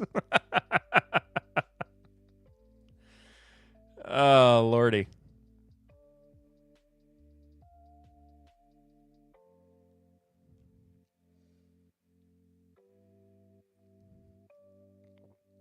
Honestly, the turkey might have been my favorite one so far. I know that's a surprise to nobody, but here we are. This piece is almost fully dissolved into the maker's cast strength. It's made it super cloudy. I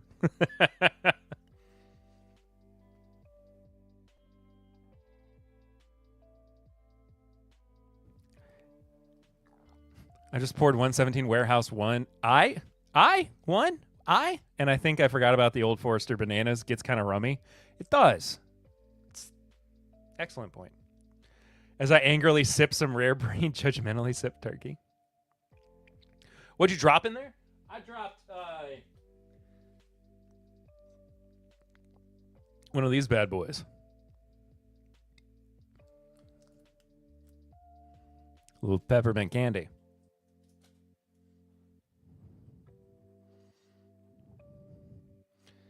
Into some maker's cast strength. I'm owed a couple drops of bitters in that glass and maybe an ice cube. Yeah, but I have to go all the way upstairs to get it. Acid tab? Yeah, we're getting crazy, man. Wait until the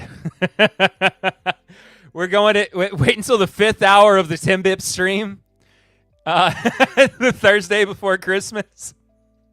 Once the acid started hitting and Perry went on his his trip. Perry having to move, God forbid. Brother, look.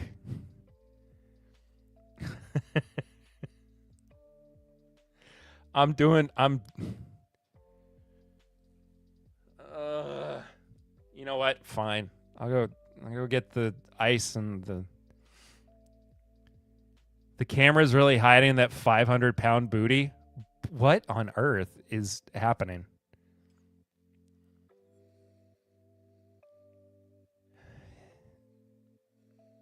The nose has gone largely unchanged. Perry doing a POV stream on acid would be hilarious. I guarantee you that 90% of it would be me sleeping. Or just going, why am I doing this? Why am I here? What am I supposed to be doing? Does acid make Blanton's palatable? I like Blanton's. It's not my favorite, but I like Blanton's. Anywhere, anytime. Ends up in front of the courthouse yelling. Come out and face me! Can't stand the flavor note. I mean, to each their own, man. All right, let's try this.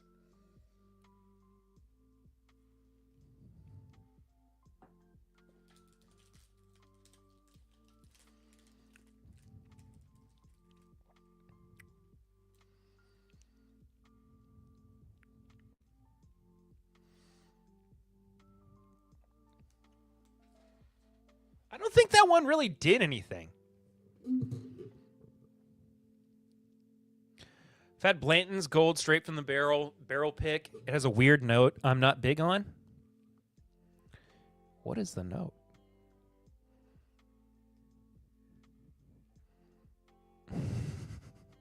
Daddy made me laugh way too hard.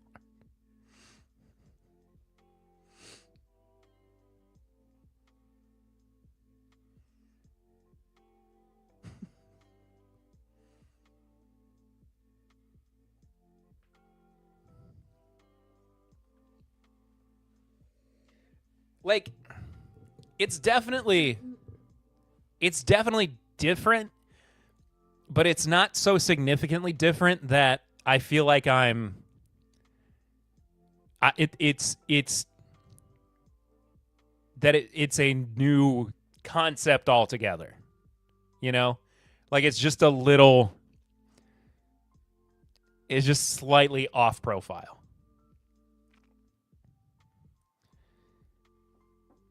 No clue, but I can usually tell when it's Blanton's, I feel. Maybe it's just my distaste for taters and it's the tater bottle. I mean, fair. Perry, you got to do the second half of the seltzers on episode 420. You know what I'll do? You know what I will do for episode 420? Is I will drink the other seltzers before I record episode 420. And then I will try to keep it coherent for that episode. I think that's a fun move. So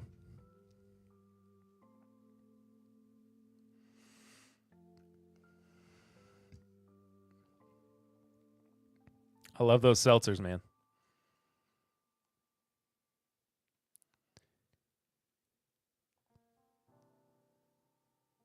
My disability claims from my doctor got submitted. Disability for life. Here I come. Dang. Congratulations.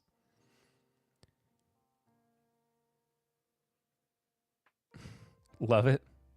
42069 got blocked. Why did you type that? Why'd you type it? What'd you need to type that for?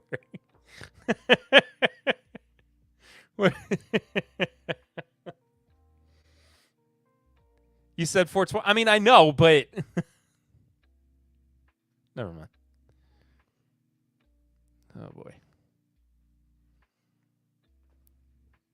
Oh my gosh, my phone is blowing up.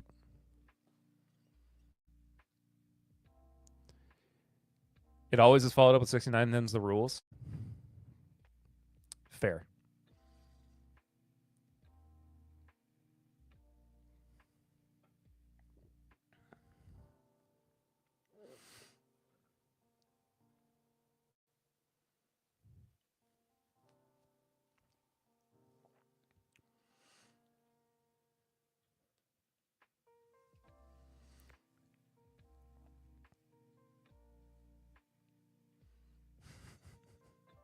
You're not wrong. You're not wrong, Shy Guy.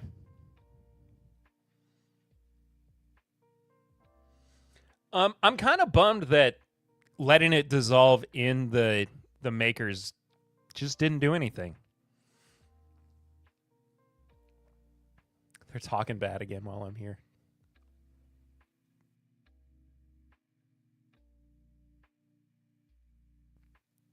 We just become bigger children with... Dog, that's every person. Hey, straighten it out, guys. Papa Ritter's in here.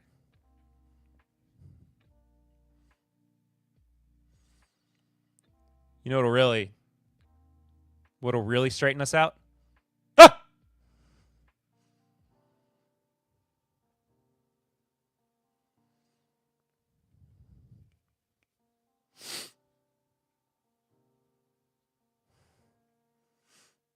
Oh, I covered it extensively earlier in the stream, Shy Guy.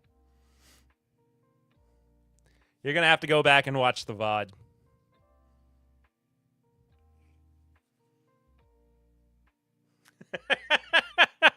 No. It was, I saw it yesterday.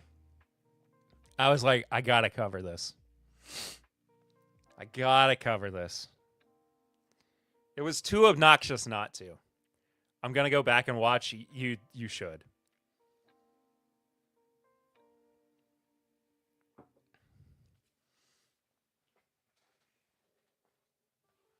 Ugh.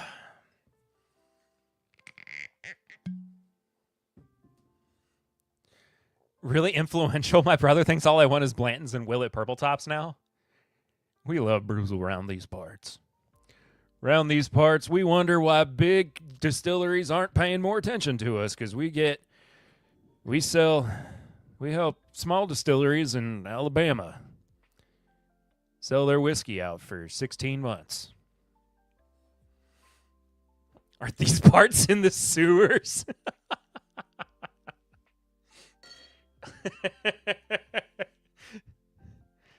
You said it, Daddy.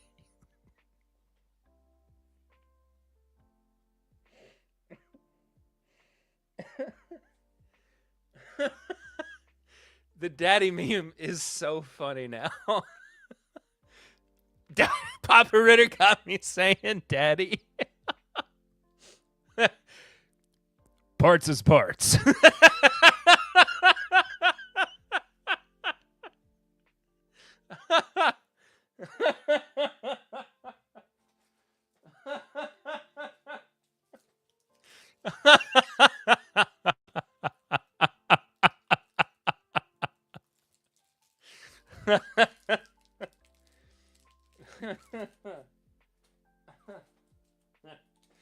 Said in Sam Elliott's voice, it is so funny. Back in my day, parts is parts.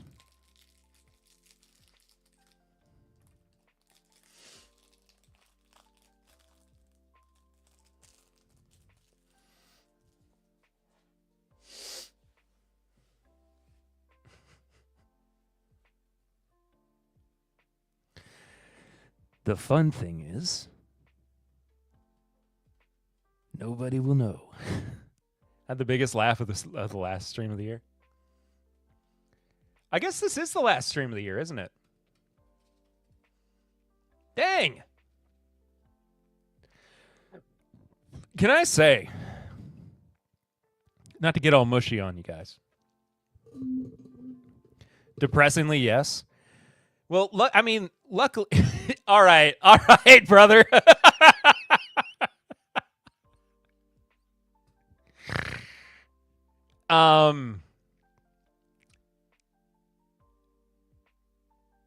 So this was the year that I right? This is the year that I bumped it up to 2 hours. Or did I start that in 2024?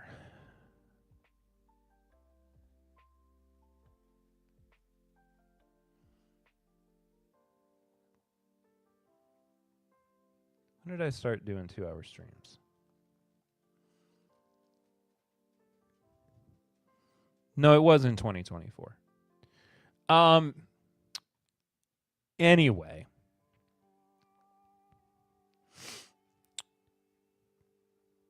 What I was going to say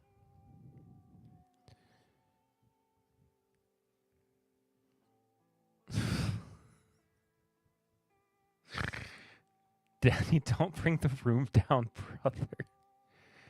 Next year we double it? Oh my gosh. Being like Austin Powers and saying Daddy wasn't there. This has been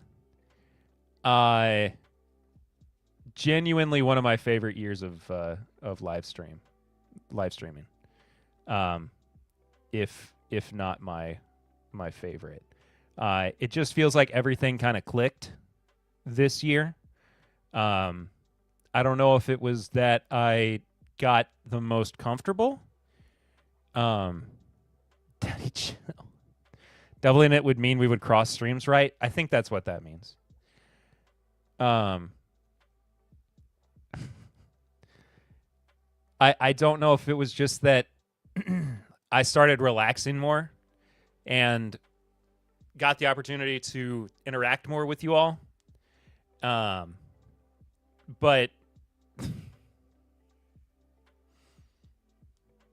oh my, I'm losing it. I'm losing my mind. It's because you got me here now. I mean, I think that the streams have been more fun. I think they've been more community based too. You know, doing more, like even with the news, trying to make it more entertaining, more engaging as well. Not solely relying on reviews at the end of the streams. But yeah, I just appreciate you guys so much. If you're watching on the replay, if you're watching on the replay too, thank you for all that support. I hope that you all continue to do so into the new year. I don't know what I don't know what threshold we will cross next in 2026, or what 2026 will look like with streams. I would of course like to do more. In my groomsman's wedding earlier this year, we blew out the best man's kneecap with a lightsaber fight. That's awesome. That's hilarious.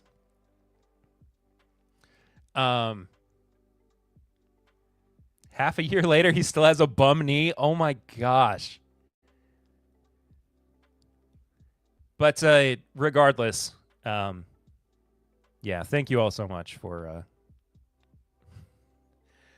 being here, being a part of this. Means a lot. And continuing to listen to the podcast as well. So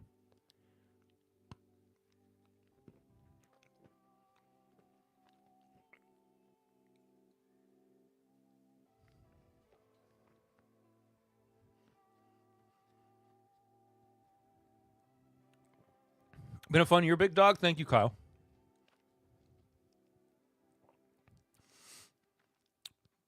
Thanks for making Thursday something to look forward to. I'll go get those bitters. Already finished that glass. So, Shy Guy, to answer your question from earlier, Christmas rye is a rye whiskey finished in Amberana and ex-maple barrels, or at least the one that was made by Sealbox. So, that's what this is.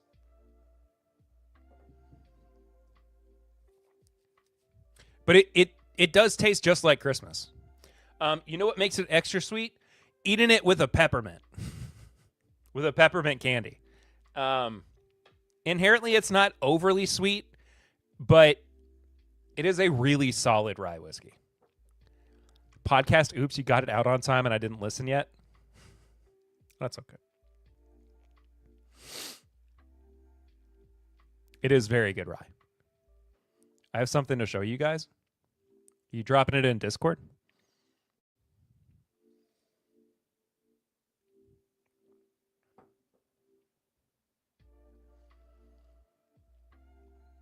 Even more sweet is drinking it at my house. That is fun. That is a good time. Just going to have you Google it on stream. All right, we'll do that, and then I'm going to head out of here. So not midwinters? No. I bought this today. Google Drumshanbo gin glass set. Glass set. Jeez.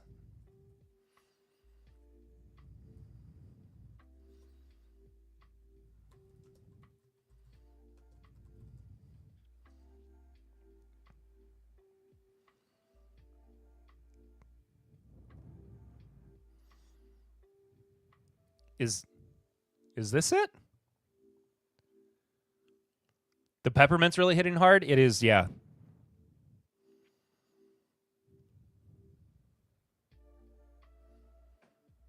That is super cool looking.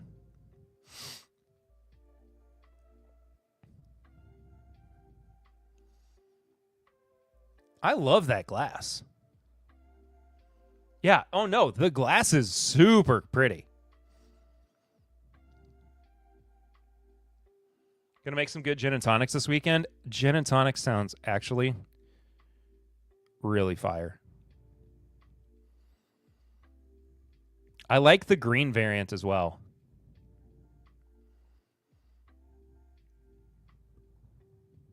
Okay, every picture is way too small. I'd buy that for $1. It's the same price as the bottle itself. I love when they do gift sets that are the exact same price as what you would get with the bottle on its own. It's just like a little added bonus. Yeah, Papa Ritter's not a gin person. The green gin is also great to go with it. What's the... Oh, it just uses different botanicals. With gunpowder tea. And this is a hint of Sardinian? Yeah, Sardinian citrus.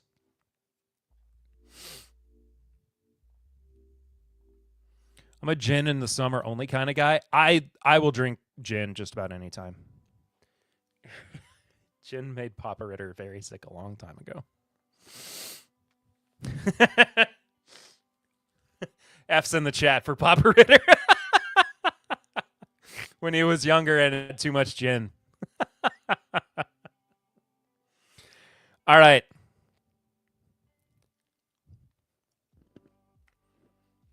Gin is just spicy vodka. Yeah.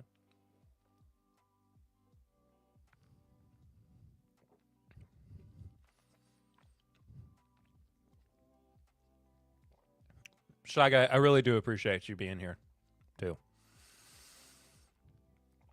I appreciate you all being here for these silly streams on Thursday nights. I will be back in the new year. I will see you guys on January 2nd, that Friday. I will wish you a very happy holidays and a Merry Christmas. Happy Hanukkah. I love you. I miss you. I think about you always. Take care. See you in the new year. Be good to yourselves. Be good to others. Till next time. I know that reference too. Yeah. Till next time. I'm Perry. This has been Tim Bip Live for the final time in 2025.